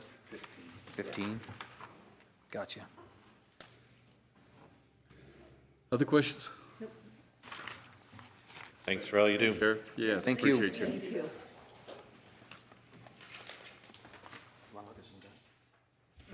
Micah, any? I'll pass it around. Yeah. Okay, thanks. You'll get I'll get it to you. You'll get a volume order after this goes down. Anything else, Micah, on that? That's everything for me, I think, yeah. Okay, we'll now open up the public hearing. Anyone that would like to come up and speak on the budget? It's now open. As you do, please come up to the microphone and state your name. I'm glad no one gets trampled in that. Motion to close the public hearing. Second Move and second to close the public hearing. All in favor, say aye. Aye. Any opposed? Motion passes. Let's go to the consideration of the Powder Mountain Development Agreement, the public hearing for that. Give us a short recount of that, if you would. Yeah. And then we'll open it up. Wasn't short reading. Yeah.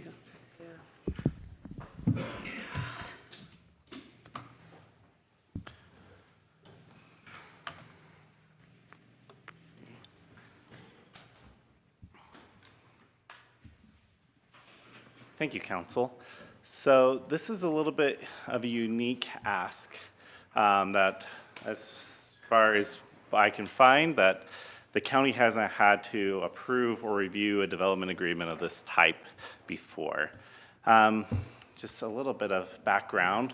Powder Mountain came to the County Development Services a few months ago because they wanted to replace update two existing ski lifts and add two additional ones. After review, through our code, we found that the Powder Mountain, being under the resort recreation zone, which they are the only property owner, well, that section of county is the only section of county that has that zoning, has some unique requirements, including a master plan and a few other items that they have to do prior to expansion of additional development.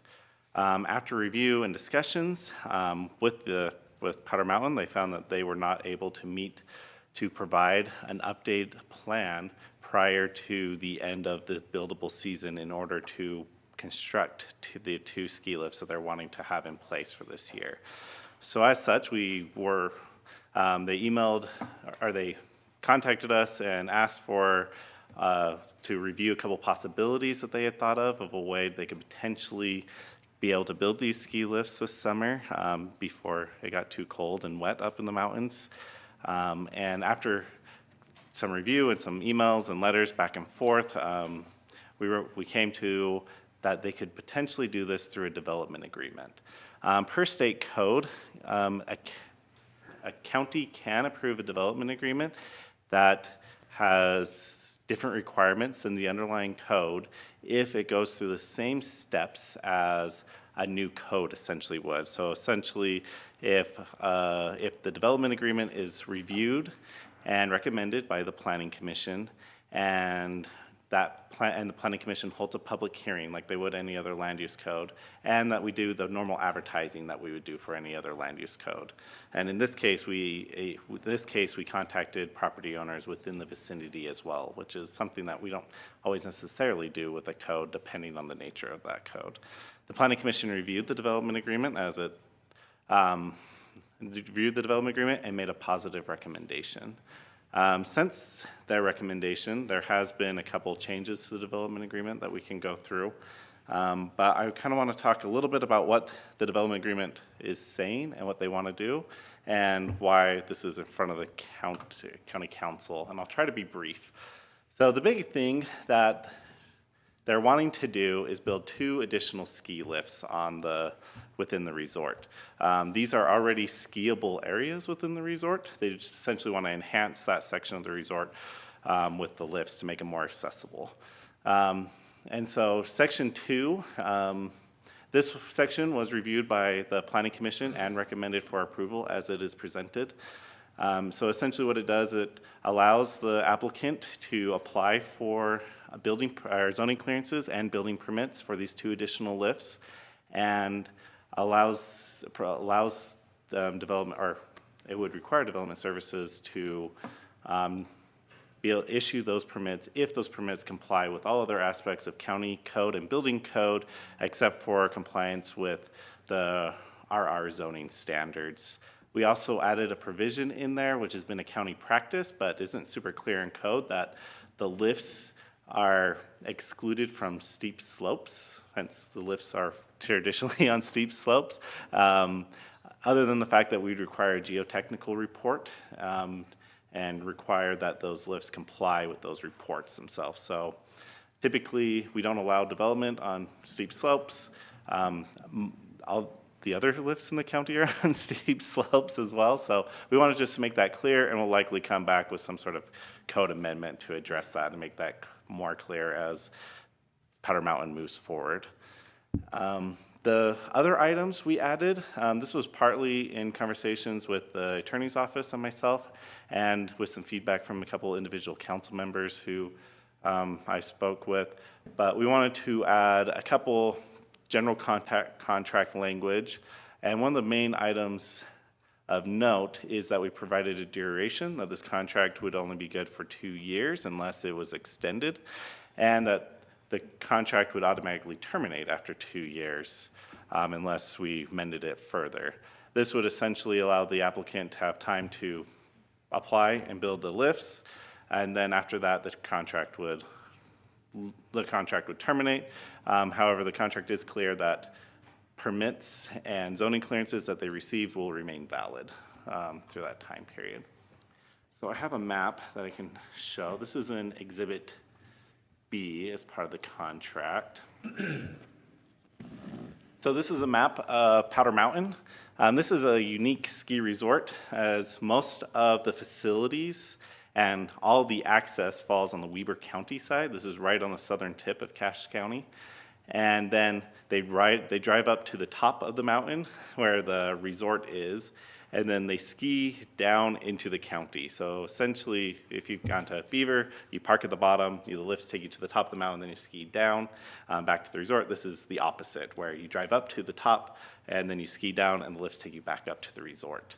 You can see on the exhibit, the 2 highlighted lifts here in yellow and green. These are the 2 lifts that they're wanting to add to the facility. I don't know if I have a whole lot more to speak. I think that kind of gets down to the nuts and bolts. This is a legislative action, so the county, it's important to note the county has wide discretion. They're not entitled, this isn't entitled to approval like some other land use applications. It is really like a code change that the county council has the ability to deny it by a reasonable debatable standard. I do think it's important to note that I feel like we've had, over the last several years, the county and Powder Mountain has had some disagreements and has not always seen eye to eye in everything, but we feel like they've had some new management in place and a new development coordinator that we've been working with, and they have indicated this is really what they want to do, is start start a good working relationship with the county as they're planning to provide some updates to the resort. And they've indicated to us that they're also currently working on an update to that master plan, and we'll likely see it here shortly. So, if there any questions for me? I was going to say, let's limit some of them. We'll, after the public hearing, we can Okay, then I'll wait. get all those details out, so. I do know the applicant also wanted to present. That'll be part of the public hearing. Okay. So, perfect. Yep, thank you. We'll now open it up for the public hearing. Anyone that would like to come up here and speak, again, state your name, and then share what we need to hear. Here, I'll bring up your, I'll just find my mouse and I can bring it up. I believe this is also in our packet, if you looked at it, so. Good evening. My name is Brooke Hans. I am Chief Development and Construction Officer for Powder Mountain Resort. And although this is not even month 3 for me, I had the pleasure back in 2001 working with Cache County writing the RR, the Resort Recreation Ordinance, and then 2005 and 2006, I was the team that actually prepared the first master plan for Powder Mountain that was approved by your Planning Commission. And so I have, fast forward 18 years, it seems like just yesterday, but we're really happy to be here tonight. We also have 4 other members of our team here in support of this, you considering a positive approval of the development agreement. So why a development agreement? And I think your packet is very thorough, so I'll try to limit my, my notes to exactly why we're here and why you should consider making a positive approval on this document. The previous team with Powder Mountain had previously only done existing lift replacements. So the 2 lifts that are currently underway right now on the mountain in terms of updating and addressing equipment that needed to, basically was kind of at end of life. They came in with those 2 applications along with the other 2 new lifts, thinking that the ZCA and building permit process was going to be the correct process. And thanks to Stephen and his team and probably the legal team, they had a difference of opinion on that. And so what we're glad to be here tonight is to be working towards that master plan, updated master plan, looking at coming into all of the compliance with Cache County and ensuring that moving forward, it's basically a new page in a new book. So I really liked how Stephen covered the how this resort is different than most resorts in ski resorts in the country, in that it's a top-down resort. One of the things that I want to mention is that we do not have access from Cache County to our resort. So Highway 158, State Highway 158, Powder Mountain Road in Weber County, which originates, well, for the resort down in the 4-way stop in Eden, is the only way that you can get to the top of the mountain, and that is consistent with how we see the future of the resort. And so that's not part of our current or future applications. Another interesting fact about Powder Mountain is it was, nearly a half century, we're over a half century in operation, and so the permits that have occurred throughout time have had to evolve under family ownership for the majority of that operation, as the codes and zoning kind of came into place and shifted. And we have the benefit of being in 2 places. So we have to ensure that when we're looking at our permitting, that we're doing it in the appropriate county, and you guys, both Weber and Cache, have different rules. So lastly, the only thing that I think that might illustrate further how these lifts are located and need to operate is this is a screenshot of our active website. So this terrain, which is represented, you could probably call it up today and it would look just like this, except without the 2 bubbles. This is active skiable terrain. And so that light blue dot on the screen is the Cache County, Weber County line. So this is as if you were looking from here in Cache County, in the north to the south, and you're looking at most of the Cache County terrain in that top image. So all of the terrain in the Rain Tree area, which is the left-hand side of the screen, and the Lightning Ridge, is actually currently skied, and the vertical transport that we use for that currently are snowcats. And so it's kind of a fun experience. You can hop on the back of a snowcat and ride that to the top. However, those are the two areas that we'd like to change that from the snowcat experience to the ski lift. And so this exhibit, which is part of the development agreement, highlights from a top-down view. So Cache County is to the north. You can see the property line there. It's about 25 miles from where we sit as the crow flies to the edge of the property. And we're looking, so it's switched. On the left-hand side, you can see the Lightning Ridge lift, and on the right, you can see the Rain Tree lift. But what also is illustrated between both of these maps is that they are actually within the inbound existing terrain, and that we're simply asking for the right to be able to put those lifts in this season, this construction season, as we work on the master plan with your team. So I'm happy to entertain any questions and define any further. No questions? Is there any planned summer activities where these lifts are going? Absolutely. So this summer, on this side of the mountain, we're actually, because we're doing the two lifts that are getting updated, we've shut down the hiking and mountain biking. That also originates, for the most part, at the top of the mountain because of the safety concerns of the construction. But long-term, there will be an extensive hiking and mountain biking trail system that coordinates and relates to both sides of the mountain and goes basically in every direction. So for the part that's in Cache County, is the master plan, Steve, going to go and tell us exactly what is happening in those seasons so we know that part? Yes, so the code is pretty detailed in what the master plan has to require. Right. And it requires all infrastructure and activities that will be taking place on the site. Has construction already started on some of the new lifts?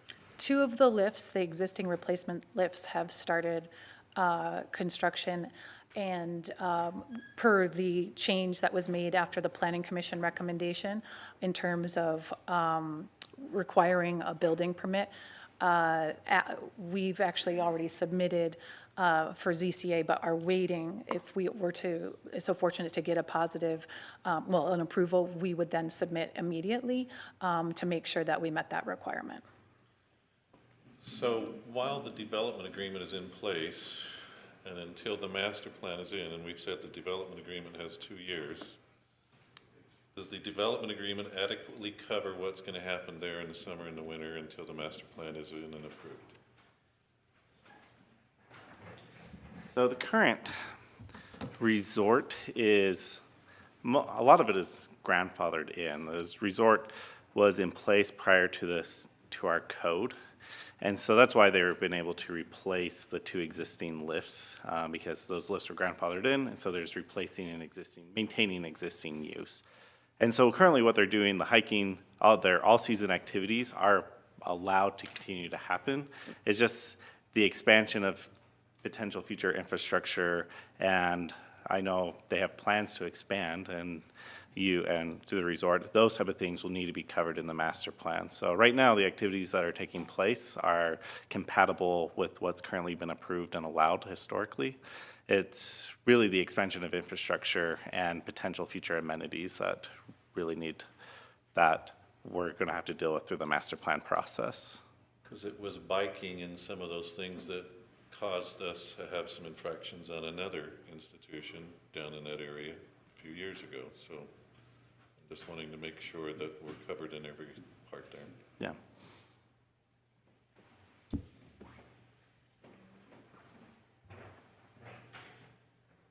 Other questions? Anyone else that would like to come up and speak? Can we code those lifts so that they say, hey, they're in Cache County, and Cache County gets the tax when they buy the ticket, so we get something from there? You want to write this lift? What percentage of the resort is Cache and what percentage is Weber? So great question about percentage. So The skiable terrain, actually, I can get you an exact number, and we'll make sure that we do that as we're talking about master plan. But a significant portion of the ski terrain currently is in cache. However, nearly all, I would say 80% of the ski lifts are currently in Cache County. And so there's a slight difference there, because although you can see it on the map, the lower two I've labeled Weber County, you can see that there's actually quite a bit of skiing in Weber County too, but there are fewer lifts because of the way that the topography works. And so. So 80% of the sales tax then goes to Cache County? Well, that is a great question. I can get yeah, you it is. answers. What we need to do is ensure that the locations, so the code and the master plan is going to allow us to provide new and enhanced facilities, which include places for ticket sales, that will include food and beverage, and that will include, lodging that can occur in Cache County, which then you could collect the proceeds from those, from the sales tax. However, until such time where we get a plan in front of you, can get it approved, there's limited, frankly, very few physical improvements besides the skiing and the lifts on the Cache County side. We have just a handful, and they're very small.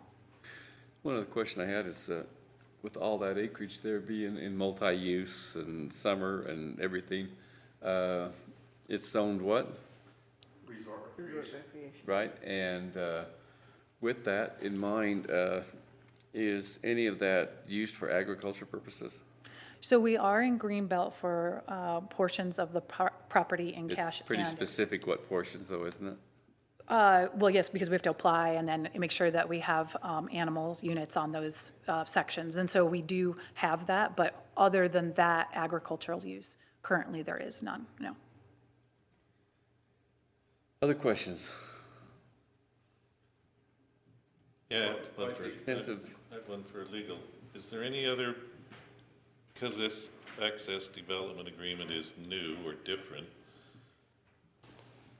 have we looked at other instances where a resort is over 2 counties and we've got that, or this is something we came up by our own from experience, or how did we draft this so that we know we've covered all things? Does that make sense? It does, and I think honestly, has dealt with most of that.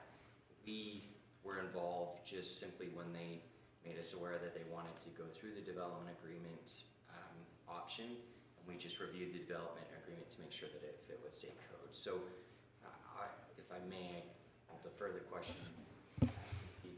Yeah.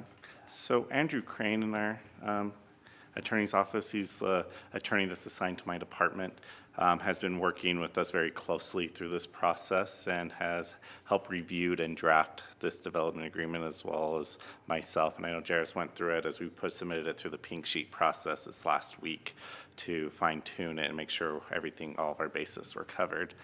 And so what I did on my part is I've written and negotiated a few development agreements in my career, and I went through some of those development agreements that I still had access to and included some of that language within this that I felt was important and pertinent.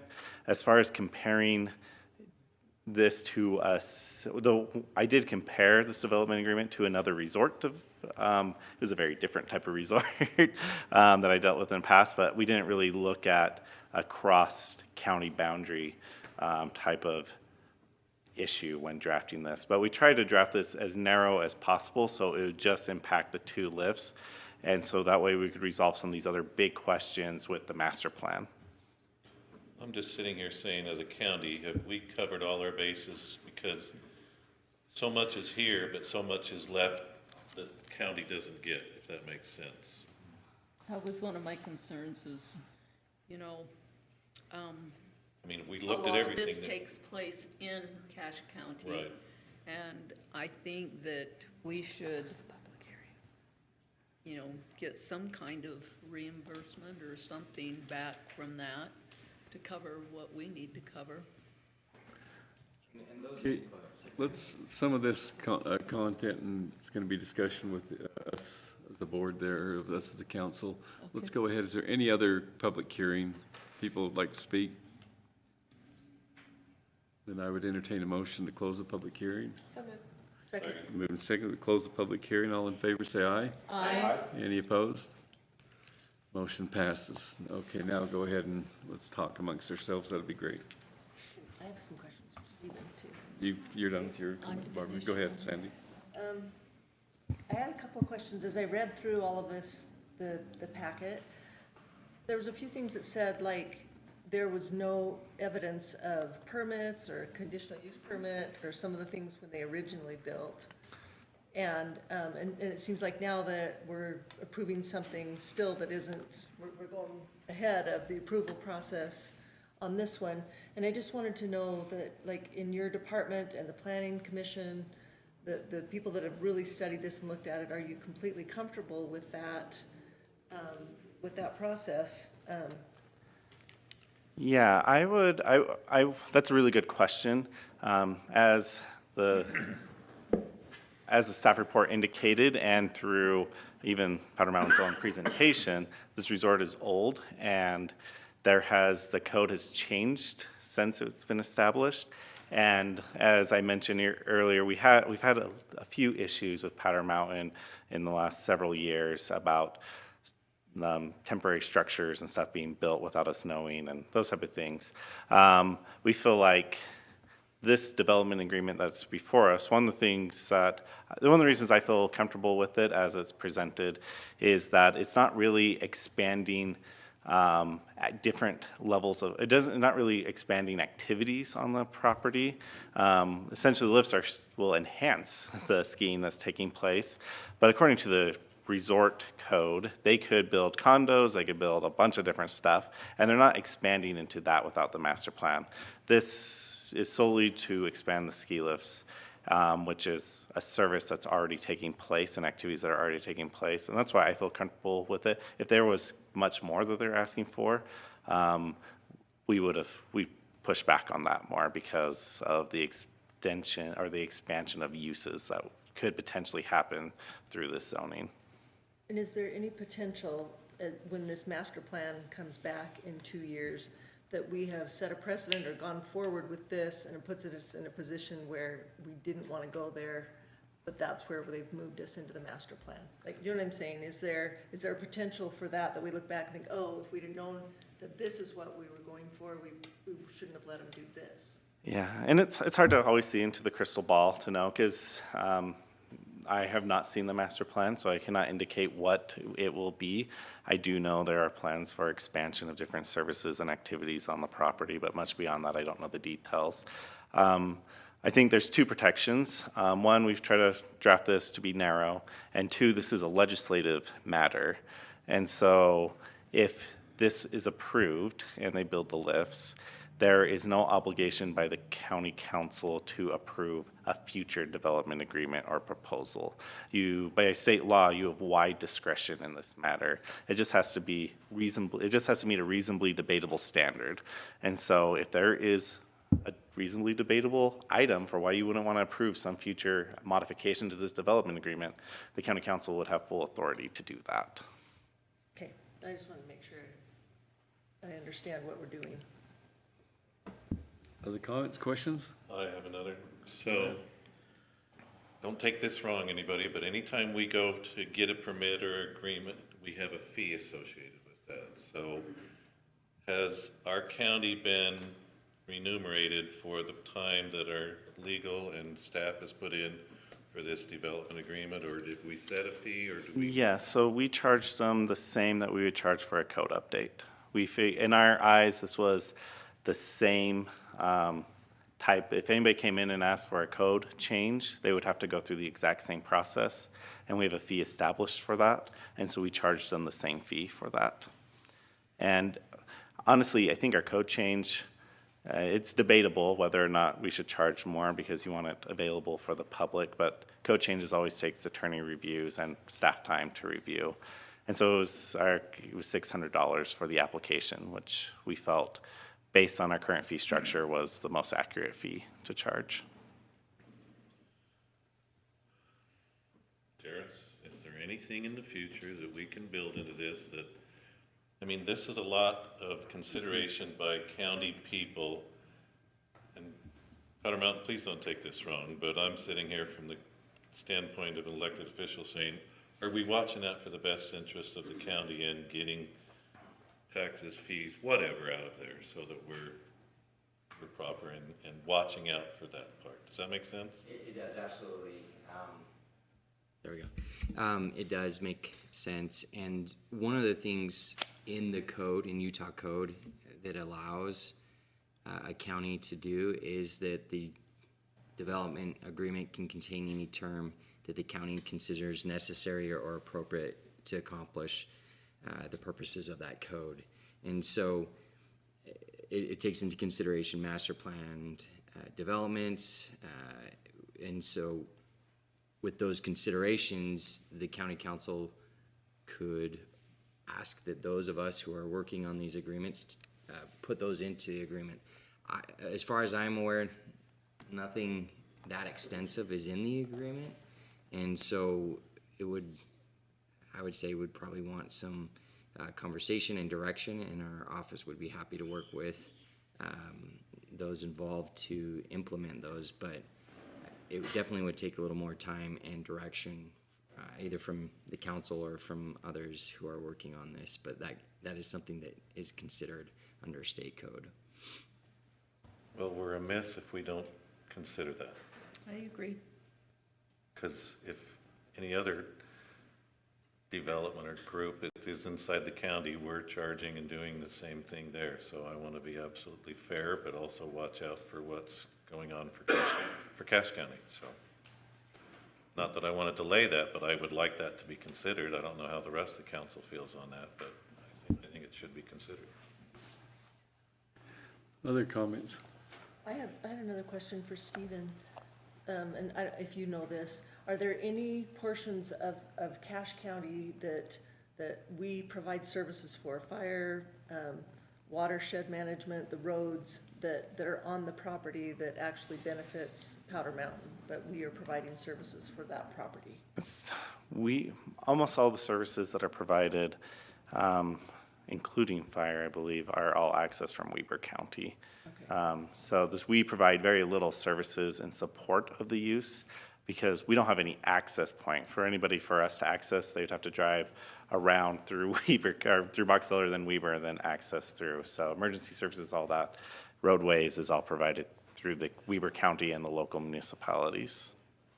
Okay. That was the one question I had, and this may be more for the scoping of the master plan, but is Weber County okay with that? That they are having to respond for a significant portion of our county? Yeah. So are they going to come back and charge us for it if there's a significant burden to them? Yeah, I have had some conversations with Weber County Planning Department. None of their elected officials, some preliminaries, and they've indicated to me that as they're going through this master plan process, that they would like us to work closely with them to allow them to know the expansion plans that are happening, since they're the ones whose roads and other services will be impacted. And I am on good terms with their planning department and know them pretty well, and so I feel like that's something that we can work through, at least on the staff level, with a proposal as something's going through. In the master plan development, we get that somewhat in writing. Yep. Thank you. That brings up something too, where, let's say there was a search and rescue, situation. That's what I was asking. Yeah, I need a verification on that. Yeah, I guess I'm not 100% sure. Like I said, almost all the emergency responses I know of have came from Weber County because of the access, but I don't know to what extent our agreement or understanding is with Weber County to provide those type of services. That if it's our search and rescue, do we send out our team or not? I don't know the answer to that. Obviously, the care needs, or the response needs to come. Yeah. But if we can understand how it's going to be paid for later, up front, is my interest there. At least the search and rescue part of it, I don't need to interject into the conversation, so I don't know a lot about what agreements were made with Weber. When I got promoted to lieutenant in 2004, I was actually sent over to Weber to meet with the sheriffs over there because of the exact issue you're talking about. I met with Sheriff Slater at the time, and back then there was they just agreed to cover the patrol things. I don't know what agreements Weber County had with Cache County for those services. As far as search and rescue goes, is we go that way all the time. Skiers ski off the backside of Powder Mountain and up in Cache County, and we spend a lot of time over there. And Weber County, typically, if a call a search and rescue call over there, they call both teams. Weber County comes from one side and we come from the other. So there hasn't been an expense with, at least for search and rescue, because we would be going regardless. Thank you. As you should. Yeah, the expectation is Yeah. send the team. Service, yeah. But, I mean, it's a discussion that's happening at the state level too about funding search and rescue efforts for tourism. So it's along those same lines as the nexus of my question. Great questions. Anything else? Okay, well then let's go ahead and go to 10A. We have some pending action, not a sub. We already did. Yep, we did. Nautica subdivision First Amendment.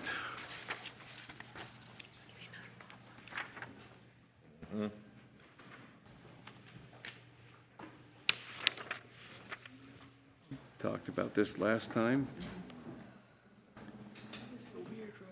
Yes, it is.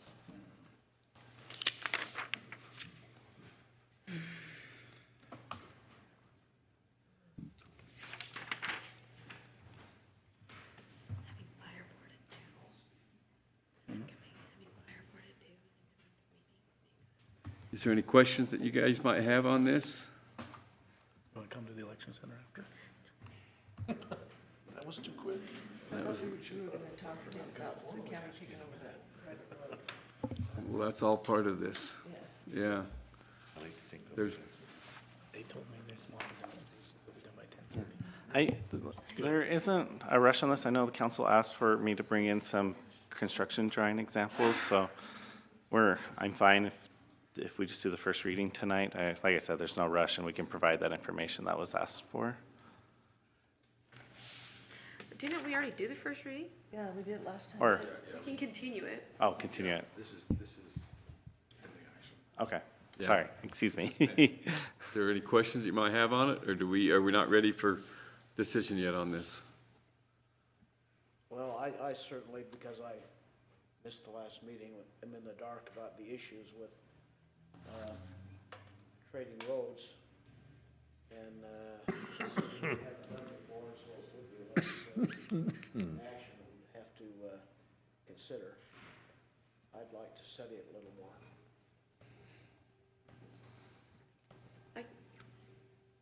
Any We other? don't have everything from staff either. I think we can. So we'll just postpone it till, just keep it on there as pending action for the next meeting.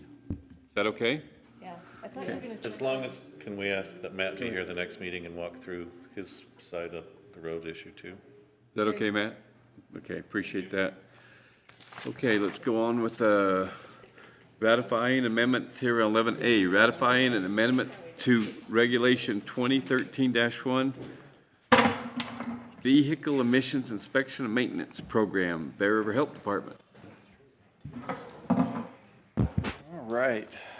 Jordan Mathis, Director of the Bear River Health Department. I'm going to invite Jonathan Robinson to come up. He's oversees our emissions program for Cache County. But we'll make this real quick. Essentially, we have gone through a process. When I reported on the annual report, let you know that we were intending to move forward with mobile emissions. The current regulation did not allow for mobile emissions. What it allowed for was pilot programs. We piloted it, very successful, looked at it. There was no non-compliance, no fraud found in allowing for mobile emissions. All it does is allow for greater access to the public to those services. And so we wanted to change that. We went through a public hearing process on June 5th. Prior to that process, Jonathan sent out notification to all of the emission stations, letting them know of the public hearing and the opportunity to offer written responses. We received 0 on that. And so the Board of Health after that hearing, voted to approve the changes to the regulation. However, it requires ratification. We've worked with Jairus on this. Per the county ordinance, the council shall approve the initial rule and regulations established by the board and all changes to the rules and regulations, and any changes to the minimum required repair expenditure, which is another portion of it that I'll let Jonathan quickly touch on as he goes over the changes that are proposed. Yeah, so as far as the regulation here, so it is delegated from the county to the health department as far as implementing this regulation. It was put in place back on May 9th, 2013. It's been updated 3 times since then, and the biggest or most recent change was back in January of 2023 when the testing rate went from a capped standard of $15 for a gas test, $20 for a diesel, up to market-based pricing. The changes that we're currently looking at, there are 3 of them. The first one Jordan touched on is allowing for a mobile emissions program on a more permanent basis. It's a definition change of the IM program station. All that it does is strikes the word stationary from the definition. That allows for that mobile testing and, again, greater access to the public to be able to receive those tests. It's pretty well all mobile anyway, isn't it? They carry it around, they plug it in, it's all, they can do it about wherever they have access to internet. Yeah, the new system is all tablet-based, so it is incredibly portable. We've had this mobile station running for the last year and some change. March of last year is when they started up, and they haven't had any complaints, any issues with it during that time. We also haven't received any negative feedback or remarks from the public, haven't received any negative feedback or remarks from other emissions counties or other stations in the area. It's been very positive. We've seen very good stuff come out of that so far. So we'd like to make that a permanent change to allow that to take place on a broader scale as well. The second change that we're looking at is in regards to which vehicles are exempt from emissions testing. So this is a list of vehicles that are currently exempt. It's mainly livestock or farm vehicles, motorcycles, electric vehicles, things along those lines. We get to the second page here. This is where it exempts the vehicles that required the old tailpipe testing methods we no longer have here in Cache County, and vehicles that are over 14,000 pounds, which fall under Department of Transportation requirements. The exemption that we're looking to add at this time is for authorized emergency vehicles as defined by section 41-6A-102. Essentially, this is going to allow fire trucks, ambulances, police cars, vehicles that are used for authorized emergency purposes to be exempt from emissions testing. It's not going to change that at the time the vehicle is surplused at the end of its life, it would need to be restored back if it were to be used for public use. Most of the time when it comes to fire engines, stuff like that, they're already exempt from emissions testing under that 14,000 pound cutoff. This is just further codifying it. Same thing applies with ambulances. The biggest change will be when it comes to police cars and brush trucks, things like that. Those would become exempt from emissions testing. Based on numbers I received from the DMV, that's going to include approximately 100 vehicles here within the county that are not currently exempt, but would be if this change were to go through.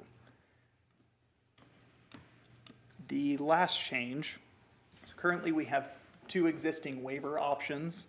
The first one is a $200 repair waiver, and this is put in the regulations stating that if a vehicle is to fail on an emissions test, as long as we have a failed emissions test from the past 30 days and receipts totaling at least $200 towards the parts or labor on repairing that vehicle, we can issue a one-time waiver for it. This will allow the vehicle to continue being registered until it's due for its next emissions test, which here in Cache County is every other year. This waiver option, as I mentioned, can only be used once, and while it's a great option as a last-ditch effort, it doesn't necessarily encapsulate all of the issues that we may see out there, the options that people may run into. So there is a second option, not ready waiver. This is when there are failed emissions tests with no codes present on the vehicle. So essentially nothing is wrong or nothing is known to be wrong. If at least 2 weeks and 200 miles pass since that first test, they get a second test. We then need 2 additional weeks and at least 200 additional miles and a third test conducted from the vehicle manufacturer's station. No, that's a lot of steps, so if you need clarification, please let me know.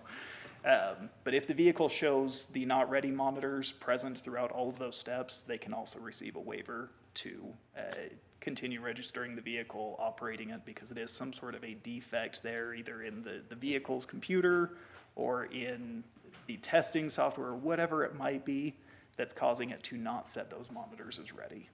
So those are the 2 options we currently have. The third option we're looking to add, this is a parts waiver. I'm sure since the pandemic hit, everybody has experienced this in some capacity or another, but things are simply not as available as they once were.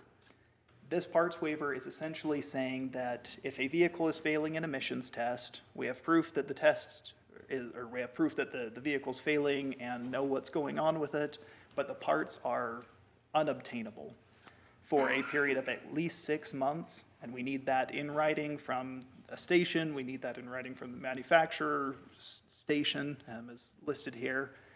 As long as those requirements are met, we could go ahead and issue this waiver to allow them again to keep operating it, knowing that they simply cannot fix the car at that time. Yeah, so it would be adding that third option. As far as that goes, the regulation changes, those are the 3 big ones. So the first is, again, that definition change for mobile emissions. Second is exempting authorized emergency vehicles. And the last would be adding that third waiver option. Are there any questions about those? Any questions? Yeah, are those changes just for our county or for? Yes. Okay, those are not statewide. Correct. Yes, that would be solely here in Cache County.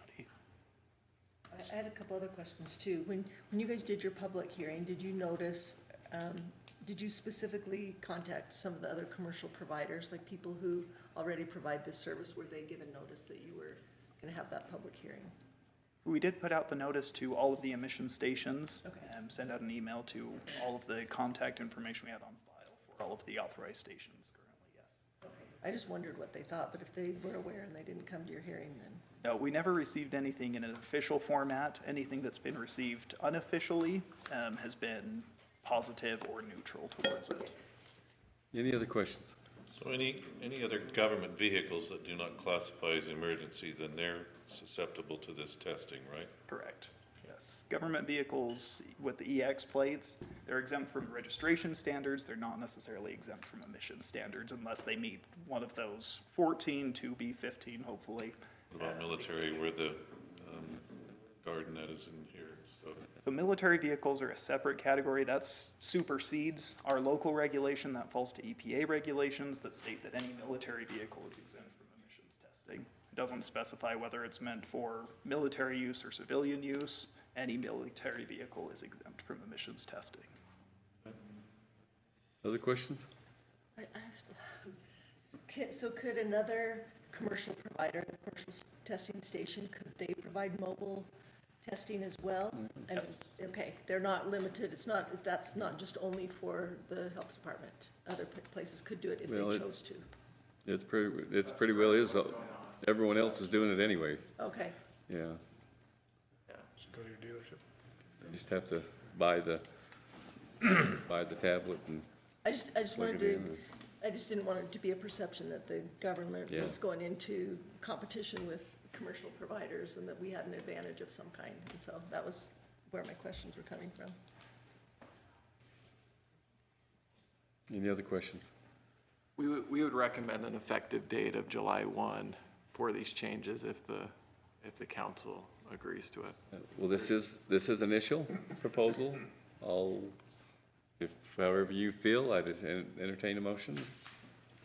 Well, I would suspend the rules and make a motion to approve the number. Amendment to Regulation 2013-1 Vehicle Emission Inspections and Maintenance Program. as presented by the Health Department. Is there a second? I'll second it. Moved and seconded that we suspend the rules and ratify amendment to regulate 2013-1 vehicle emissions inspection and maintenance program of the Bear River Health Department as presented by them. Is there any discussion? All those in favor say aye. Aye. Any opposed? It's unanimous. Thank you. Micah, I think the battery's gone. Not mine. Good night of batteries. Yeah. Boy, it's a long meeting then. Oh, yeah. Okay, let's go back to title, initial proposal of ordinance 2024-08, Title 16 subdivision regulations. Any further work on that? Is there more you'd like to hear later? I had asked that some more stuff come in. I would like to see some examples on that. Okay, so we'll keep that on there, and in 2 weeks, is that okay, Stephen? Help out on that and appreciate that. Let's go with Resolution 2024-13, opening of the 2024 budget. Is there any discussion on that? Did we need to do anything on the RAPS tax, finalizing up some of those things? There was some. I think those were just POs These? So we're all good on that? But Yeah. the other one, They rolled over. the other one we gave the timeline on it, is still a few more months. Okay. There is one more item that I would actually like you to consider. I received notification from the Utah Department of Agriculture and Food, and they have I know they have heavily invested in up here in Cache County with all of the water resource grants and everything that we've received and so forth, and they were wondering if we would like to be of a sponsor for the Western Association of State Departments of Ag that is going to occur in the middle of July, and they were hoping to hopefully get a sponsorship of $1,000 from Cache County. If that was appropriate to put in there, that's completely up to you guys. Where is that? That's at Park City. Where would it come from? Well, I imagine we'd have to probably find, have you looked into where it would probably come from? Yeah, that would probably come from. County Council's budget? We could do it right out of the county council budget. We could also do it, I can't remember if it's the non-departmental or the miscellaneous department, the one where we pay our dues in, things like their UAC dues and ACO dues. That would probably be another appropriate place. We add that to this budget opening without having. We can make an amendment. I will just say, I spent time last Monday with representatives from the state legislature. They came out to my farm because I am participating in the water optimization. This is something we really need to fight. I mean, we invited Hannah Freeze from the Department of Agriculture who came and talked about, because there are some representatives who think that Cache County needs to stop growing alfalfa and that it takes too much water. And she had presentation on that, and it was amazing. She defended that it is $2 billion of economic viability to Cache County if you look at Gosner's and Flowers Foods and GBS and all the others, and that we need to make sure we're standing up for what our water rights are that we have here in the county. So if UDAF's going to that point, I'm a benefactor of that, so I don't know if I should vote for it, but I strongly support it. Certainly think Anyway, we I thought I'd bring that up. I've had conversations with Kelly Pearson down, with the Utah Department of Agriculture and Food, and he's asked that if we would like. That sponsorship is actually one of the smaller sponsorship areas for that, but that's completely. They've invested a lot of money. UDAF has actually invested a lot of money to help a lot of our agriculture interests and land ownership interests up here. So The participation in the Bear River watershed, quantification or qualification of the economic impact of the river in itself is well worth any support we can give them, I think.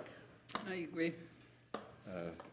So that would be, I would, if you feel that way, that's completely up to you. Let me know of an amendment that you would like to make toward that. Is there anything else on there that you would like changed? We need Go to ahead. make an amendment for that $20,000. Yes, yeah. Didn't we do it out of ARPA? No, so. Now we have to add it in. Yeah, the ARPA awards, there's two stages. You guys have done the first stage of making the initial ARPA award, but it's not in the budget. So it needs to be amended. The other ARPA awards, I think are okay to wait till the next budget opening, but because Bear River Mental Health, this is a little time sensitive for their fiscal year. I would recommend amending that. So it would come out of ARPA funds and be allocated to the Bear River, to the mental health fund that we have. There's two items that we would have to amend.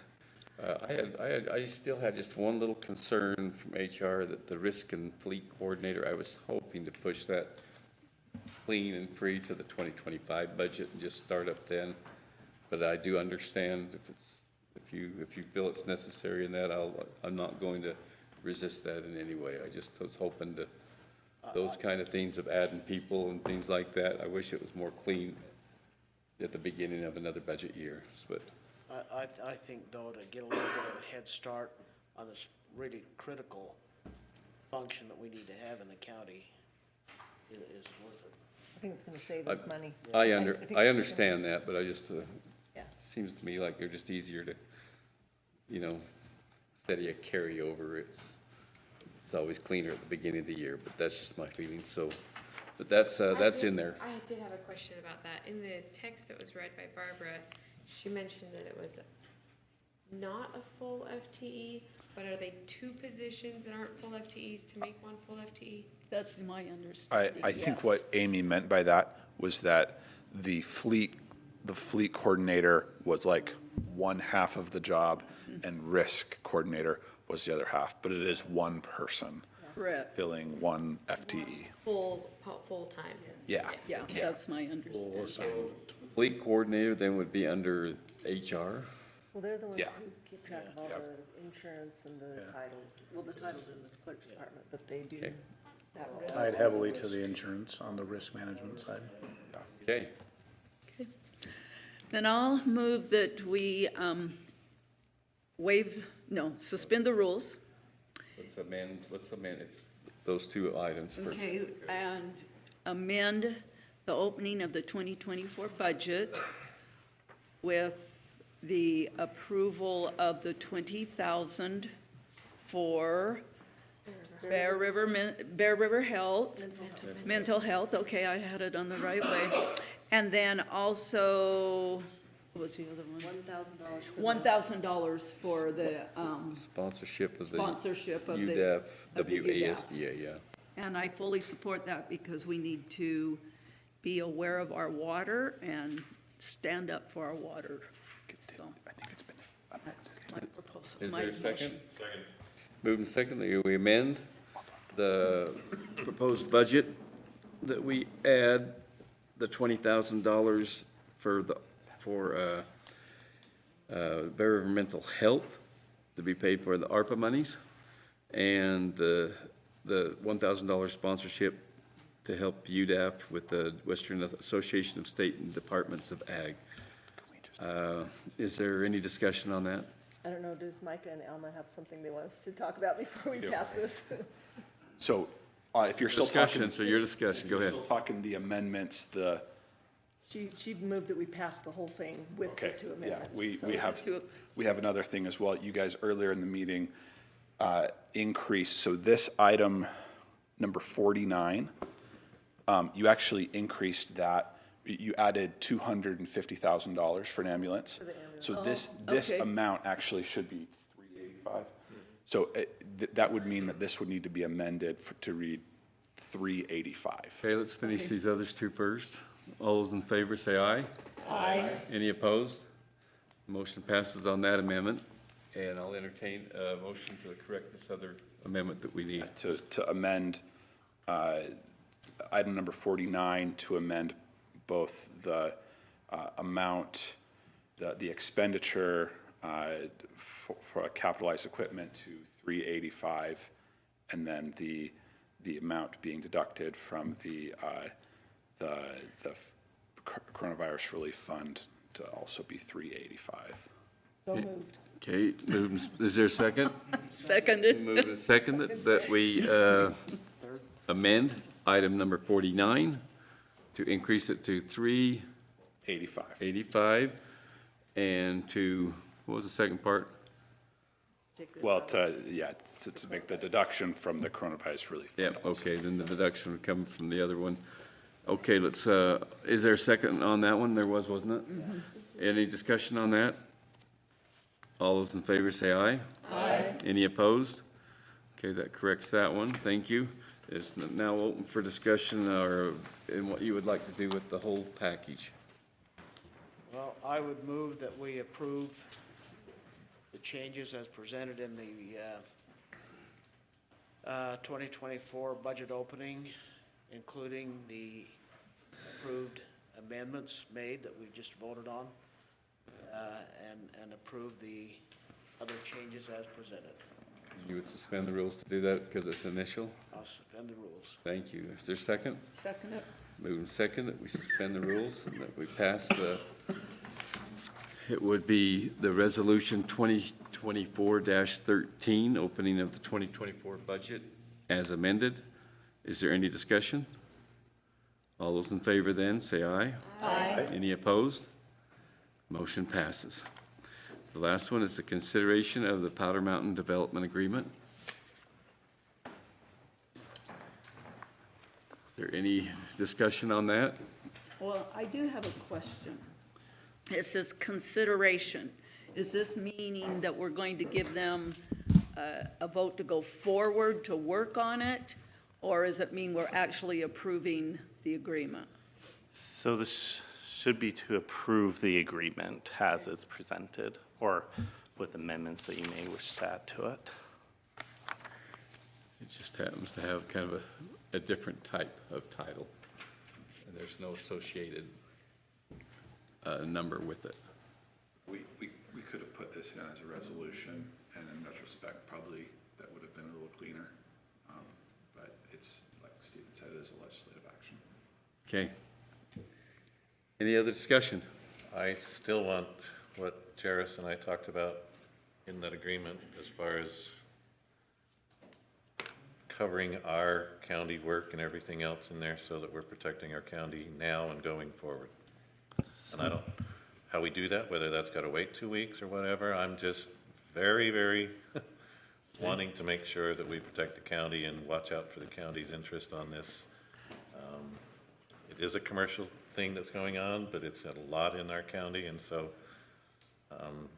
for a citizen who comes in and asks for a subdivision, they pay a fee. So I want to make sure we're making sure we're covered everything that goes forward on this, because we're going to have to look at the master plan again and all of that. So how do you see that working, Jairus? I can maybe comment on our current existing fee structure, if that helps, maybe just provide some perspective. If that's okay with the council. Well, I was hoping to get Jairus. I'll hear both, but.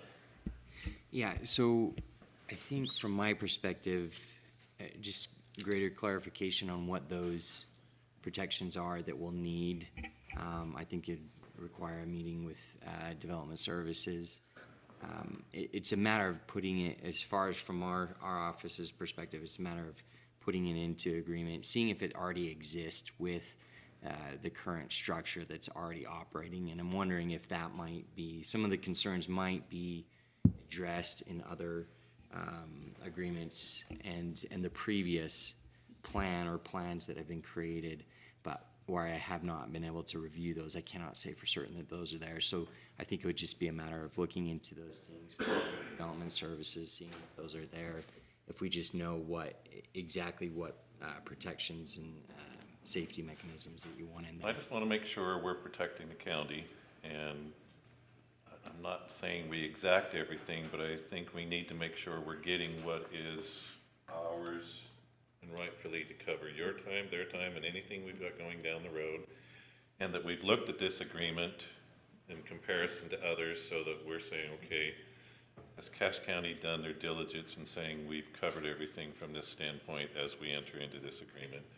that we as the council agree to, that I'm wanting to make sure that our staff is back that up to the nth degree. I agree with you, Nolan.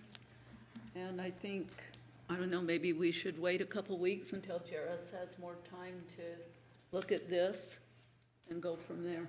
That's my feelings. Yeah. It is initial, but is this in any way halting everything? So I can't necessarily speak for Powder Mountain's timeframe. I do know they're anxious for this to be approved. I guess from our fees that we currently charge, so we did charge an application fee for the review of the development agreement. Whether or not it's adequate, I'm not sure what the hours were, but for the approval of development, we recently approved 2 building permits for their replacement lifts, and each of those permits themselves were over $20,000. And so those are based on our current calculations and fees for building permits, and we feel like those are adequate. Our zoning clearance fees are likely too low, as we've discussed, and probably need to be increased. Richmond City, $58,000 for a water assessment. That we're not even gonna use. So Yeah. I'm wondering here, so. And then for the master plan, in order to file a master plan application, it's $15,000. And so that's our highest land use application fee. And so when they come in the future with that master plan proposal, they will have to pay that up front. And that was designed and put in place when the code was put in place to compensate staff for the review. And where we've never actually fully processed one all the way through, I can't tell you whether or not it needs to be more, but it's likely adequate. Well. Okay. Well, that's the information that we need. That is the information that we want to make sure that's in there. We can get together, refine it, and then bring it back into a couple weeks and make sure it's done right.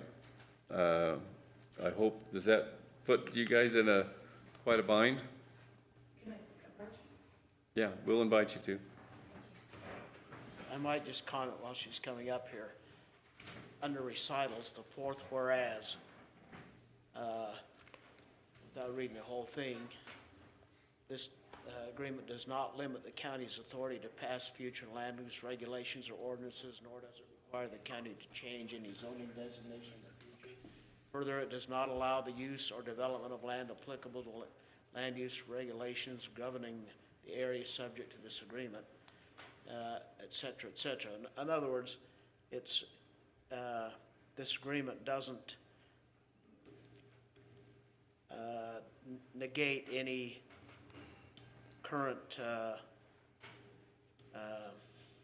fees or other agreements that may be in place. Anyway. Go ahead. That said. Thanks for letting me come back up. The reason why I asked to come up is because the weather does change fast here, especially up in the mountain. And for best management practices in terms of being able to get the lift in and not create more problems and damage to the environment, like mud and ruts and things like that, 2 weeks can make, believe it or not, a world of difference. The guy in the back right now who's sweating is the one who's responsible for not hurting the environment up there. So he wanted me to make sure I came up and stated that. However, I think it's really imperative that we pay our way, right? And so we have, actually, according to the records I have, we've already paid for granted, it's the 2 existing lifts that are going in, $66,000. And if you were to approve these, you would get another $40,000. So we would be at over $112,000 related to the building permits. And because those permits, there's very little oversight that needs to be done. It's mostly the desk work that happens in the reviewing of the plans. There's not a lot of trips or travel up to the mountain to have to implement those. The master plan documentation, a lot of the questions that you have asked regarding anything else that can happen at the mountain, we want to, it was referenced, we're going to be in 2 years. We're going to probably be here in 2 months. And it's over 1,000 pages, unfortunately. You're going to have a lot to read. And it covers all of the questions that you're asking that are about the greater mountain and the changes that we want to make. What we were trying to do is isolate this season the miscalculation of existing versus new lifts within an existing ski resort that has kind of been family-run and very done in a very different manner than we're looking to do it now. And so I appreciate that. We're happy to pay additional fees if necessary, and if they were retroactive, if you said, you know, we spent an additional 20 hours, that the 600 didn't, because I'm sorry, I didn't work with this attorney. We worked extensively with another attorney. He could probably, if he was here, speak to how much they spent on this documentation. Granted, like, I didn't have a lot of back and forth. So it was actually very easy to work with your team, fantastic to work with Stephen and his team. But we would retroactively be willing to pay those as well. If you wanted to say, I'm not comfortable with how it's written, let's do an assessment and then come back and pay us, we'll happily do that. So thanks for your consideration. Thank you. Thank you. Other comments? I Direction? appreciate what she said, but I'm not just focusing on fees. I'm looking at this development agreement as this is one of the first we've done, right? So, pardon my hesitancy to open the doors and say we got to go ahead because of development and weather, but at the same time, we got to sit here and say what's best for the county. So that's why I'm just saying, and I'm being hesitant on the fact of, have we looked at everything that we're protecting the county on this development agreement and for now and in the future? So that's my 2 bits. We did have an attorney work on it, it just wasn't Jairus, correct? That's correct. Andrew worked on it. Andrew did talk to me about a lot of the things that were put into it. Honestly, a lot of what Andrew contributed were very minimal.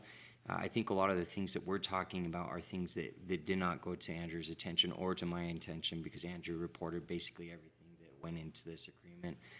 It was mentioned that I reviewed it. I did review it. So more of the detailed information that we're looking at are things that our office has not considered. And it may not be far off from what Powder Mountain is saying, and it already exists, and I'll acknowledge that could be, but we just simply haven't had the time or the notice to be able to look into it in depth to make sure that your concerns are considered and addressed. Okay, thank you. I think, Nolan, too, as I look at this, this agreement is very narrowly just dealing with these particular lifts, but it doesn't, the whereases, like Carl said, it doesn't prohibit us from changing or looking at how we work with Powder Mountain, or especially if they come back with their master plan. I think we can address all those issues. I would feel comfortable with those, that this is just a narrow agreement to start those 2 lifts. Jairus, what you're saying is if this was passed tonight, then we could still look into these other things that we're talking about and add those later, if we had to. Possibly. It just depends on the specifics of the possibly is not a details. good word. And I think part of it is that I think for us to come on the same page, we'd have to have more detailed conversation, because I have general ideas of what we want to look at, but I haven't been able to dive deeper into the sources. One of the main things is we have not been able to compare, if it even exists, compare what other counties have done in similar situations. And so we would need to look to see if those things exist. This is, as has been mentioned, the first development agreement that we are aware of that's been done in the county. I know that Stephen's done a few others, but they're not as common. And that's because typically the process that is followed is to make it a resolution, or to follow the processes that have already been in place under county code or other policies. Okay, so what, get look a little deeper and finalize some things and address it in 2 weeks, or I'll entertain a motion. What specifically isn't addressed that would be a concern that these don't? I'm not an attorney. I'm asking that as far as. Well, yeah, but he's not going to be able to answer until you give him a specific question We to have answer. specific direction to give the attorney's office, like, I don't know, look at X to make sure we're covered at this. the bottom line is, there's a lot of commercial skiing being done on Cache County property. Is Cache County being compensated fairly? We looked for at that? everything. That's That's- exactly is what that the I'm bottom line? saying, yeah. And because this is a development agreement and we've never done one before, I'm not comfortable suspending the rules and going forth and saying it, because I understand you got pressure and weather, but I got the answer to constituents. Did you listen to just because it was a commercial development, or did you listen to what's the best for the county? I'm sitting here saying, I don't know what to ask for because I haven't sat through a development agreement. So I'm asking our attorneys to say, okay, as you look at a development agreement, and I understand Stephen's been involved on that, but have we done and looked at everything that backs up and protects the county? And things that we should be looking for that we maybe haven't. So I'm not trying to be a hardhead, I'm just trying to be a think forward type thing. And I'm not challenging you, I was just asking for clarity so that we can understand what, yes, because I'm looking at this saying, this is a great step in the fact that we're doing one before the lifts were just installed, so that's good. But second, this is specific to just the installation of the lifts, and nothing more, where the master plan will give us these answers to the questions you're looking for. So, is it worth holding it all up for something we're gonna get anyway? Well, my question is, I just don't know what additional due process or what additional information we really need to get in order to move this along. Then bring a motion and let's vote on it. Because if our attorneys don't think there is anything that's left unturned, then I don't know. Well, he said he hadn't gone through it all, right? Well, Jairus hasn't, but. And I can say that Andrew hasn't, these particular issues of comparing them to what other counties have done, and these particular issues of being able to go through with council members on what's required in the process, we haven't done.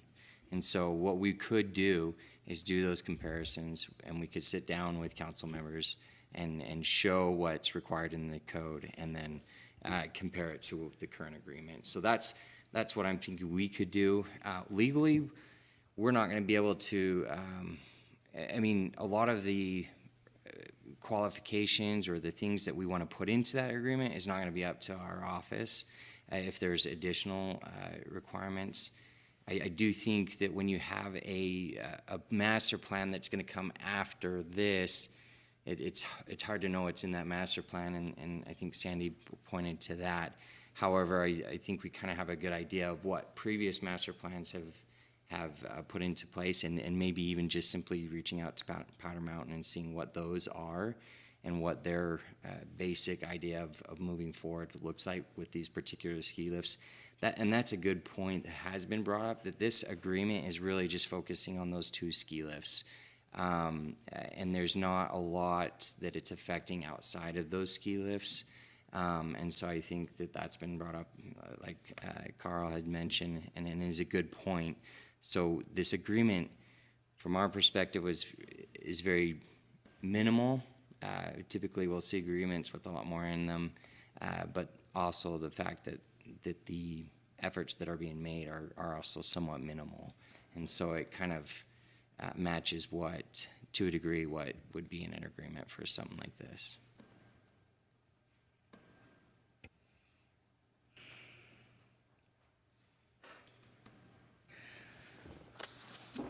I don't hear any motions, so I guess we'll push it to a couple weeks. We can vote on it if somebody wants to bring a motion. I mean, I would bring a motion. I feel comfortable voting on this tonight. I would bring a motion that we suspend the rules and approve the development agreement with Powder Mountain.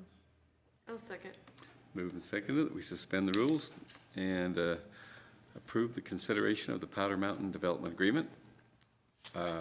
Is there any discussion? Hearing none, all those in favor say aye. Aye. Any opposed? Nay. Nay. So, I guess 4? Carl, Sandy, 3, Catherine, Mark. 4. You're I was an aye, and then Your hand raised? Aye. 3 of us against. Sandy? Okay, 4 to 3. So it passes, so we'll go ahead and we'll move on. Okay, other business. We've got several events that's coming up. And one is this Friday, the county's employees summer party. I guess that is Friday, huh? Mm-hmm. Okay. Already. We didn't get any tasks. June's over. And I believe you got an envelope Yep. that allows you there, so to get you some. Did you say no assignments this time? No assignments, No just assignments. fun was her assignment. Yeah. You have to have fun. Yes. July 4th, Lewiston Independence Day. Anyone else besides myself and Barbara? I may be there. I'm gonna try. Okay, I'll be out of town, so I won't be able Okay. to be to any of them. Anyone else going to Hiram? Because I'll go, that way we're at both places, but happy to go with someone else. I'm gonna try Lewiston. I've gone to Hiram. Yeah, and I did every Lewiston year. last year and loved it, but yeah, so I'll go to Hiram then. I can have something available for Okay. us to drive Okay. then in Lewiston. We can take care of that in Lewiston, so. Yeah. Yeah. Flyover. Yeah, I was reading that today. They've got a lot going on. Is it that Cub Cadet? What time did they say what time they're doing that?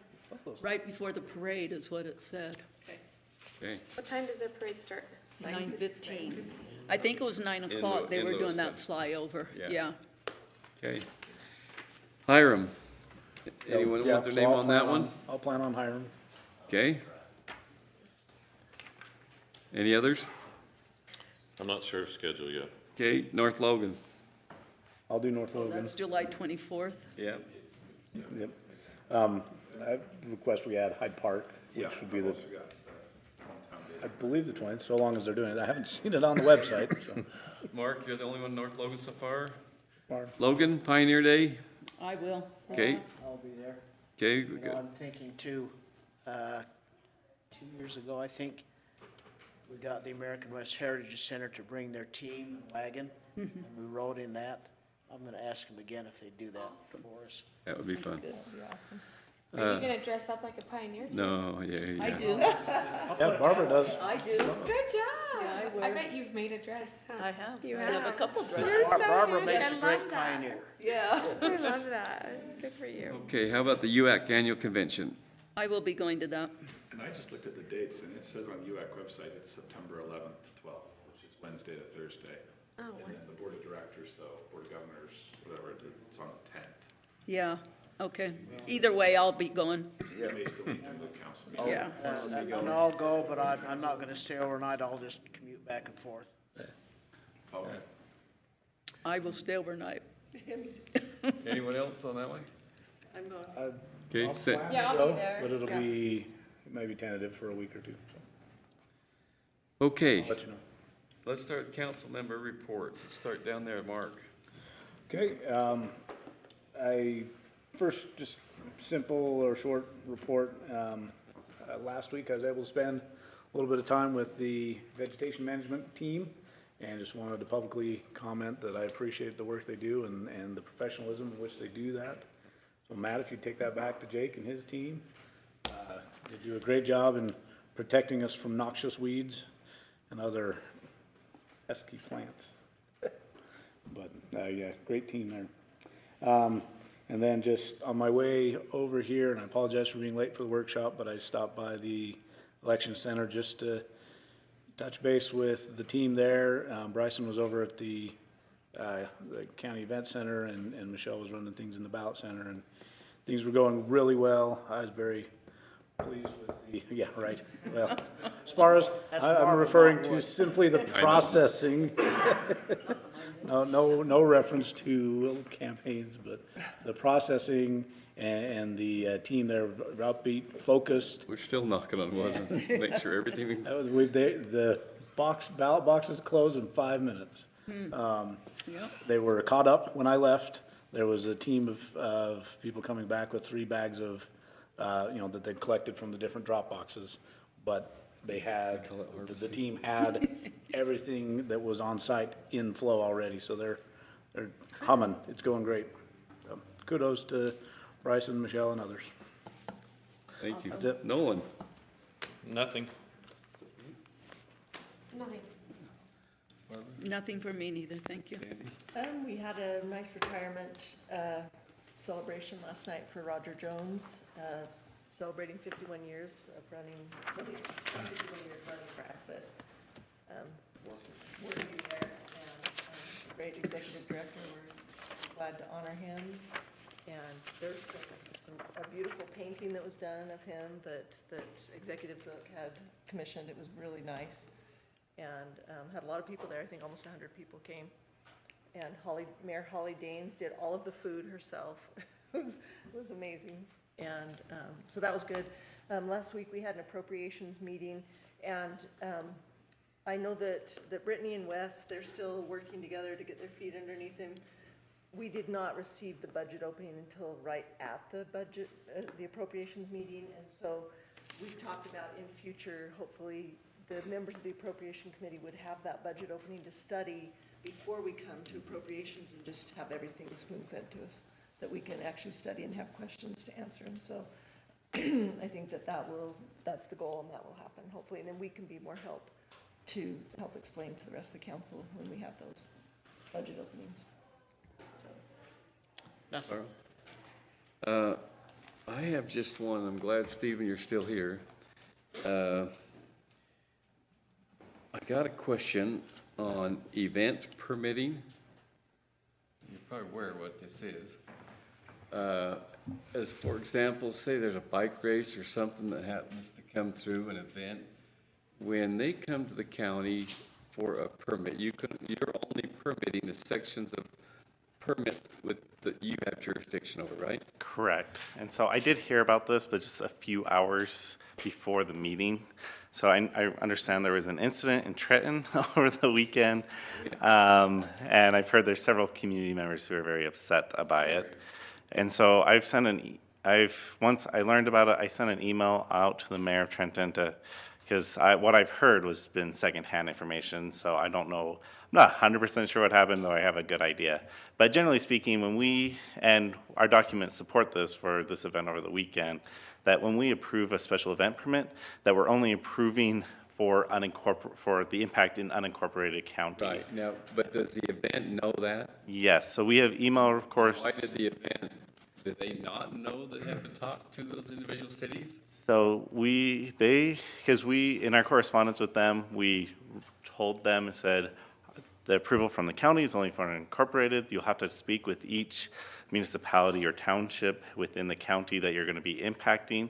They sent us an email back saying they already have, and they were approved by each town or each city they were impacting. And so I know that for this race, the coordinator, this was their first year, so I don't know if they missed a city. I don't know exactly what happened, but we were very clear with our permitting process that our permit was only valid for unincorporated areas within the county. Yeah, well, I understand that, but it's just a matter of the events themselves. So what if the event then, say they did not talk to the city, did not get approval to work through that city, can that city basically say, hey, no?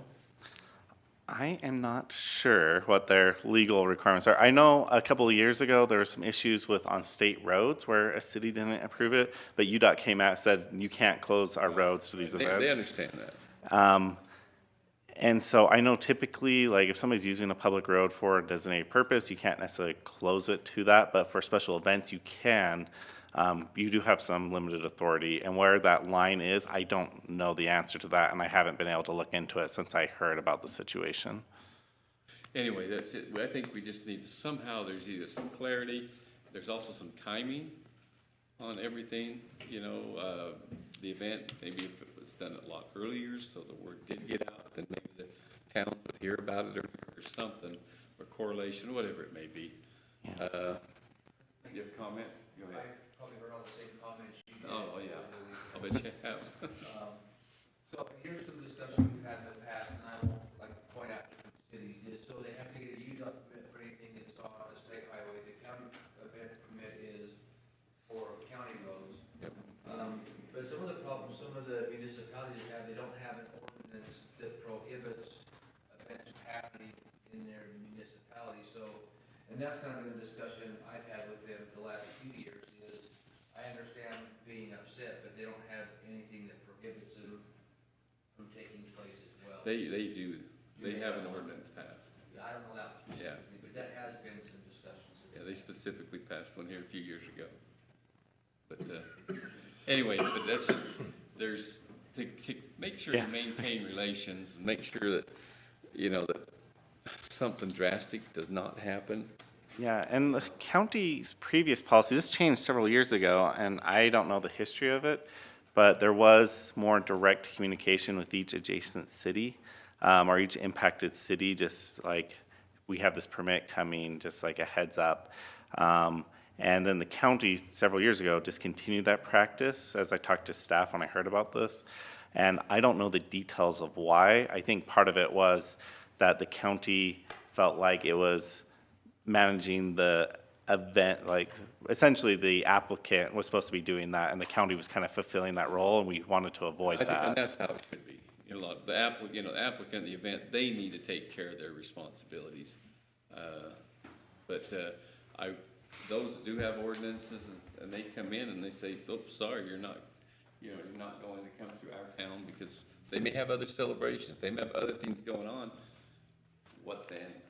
Yeah, that's what I worry about, is when you get a conflict that may escalate into something that's not good for either, you know, for the event or for the town.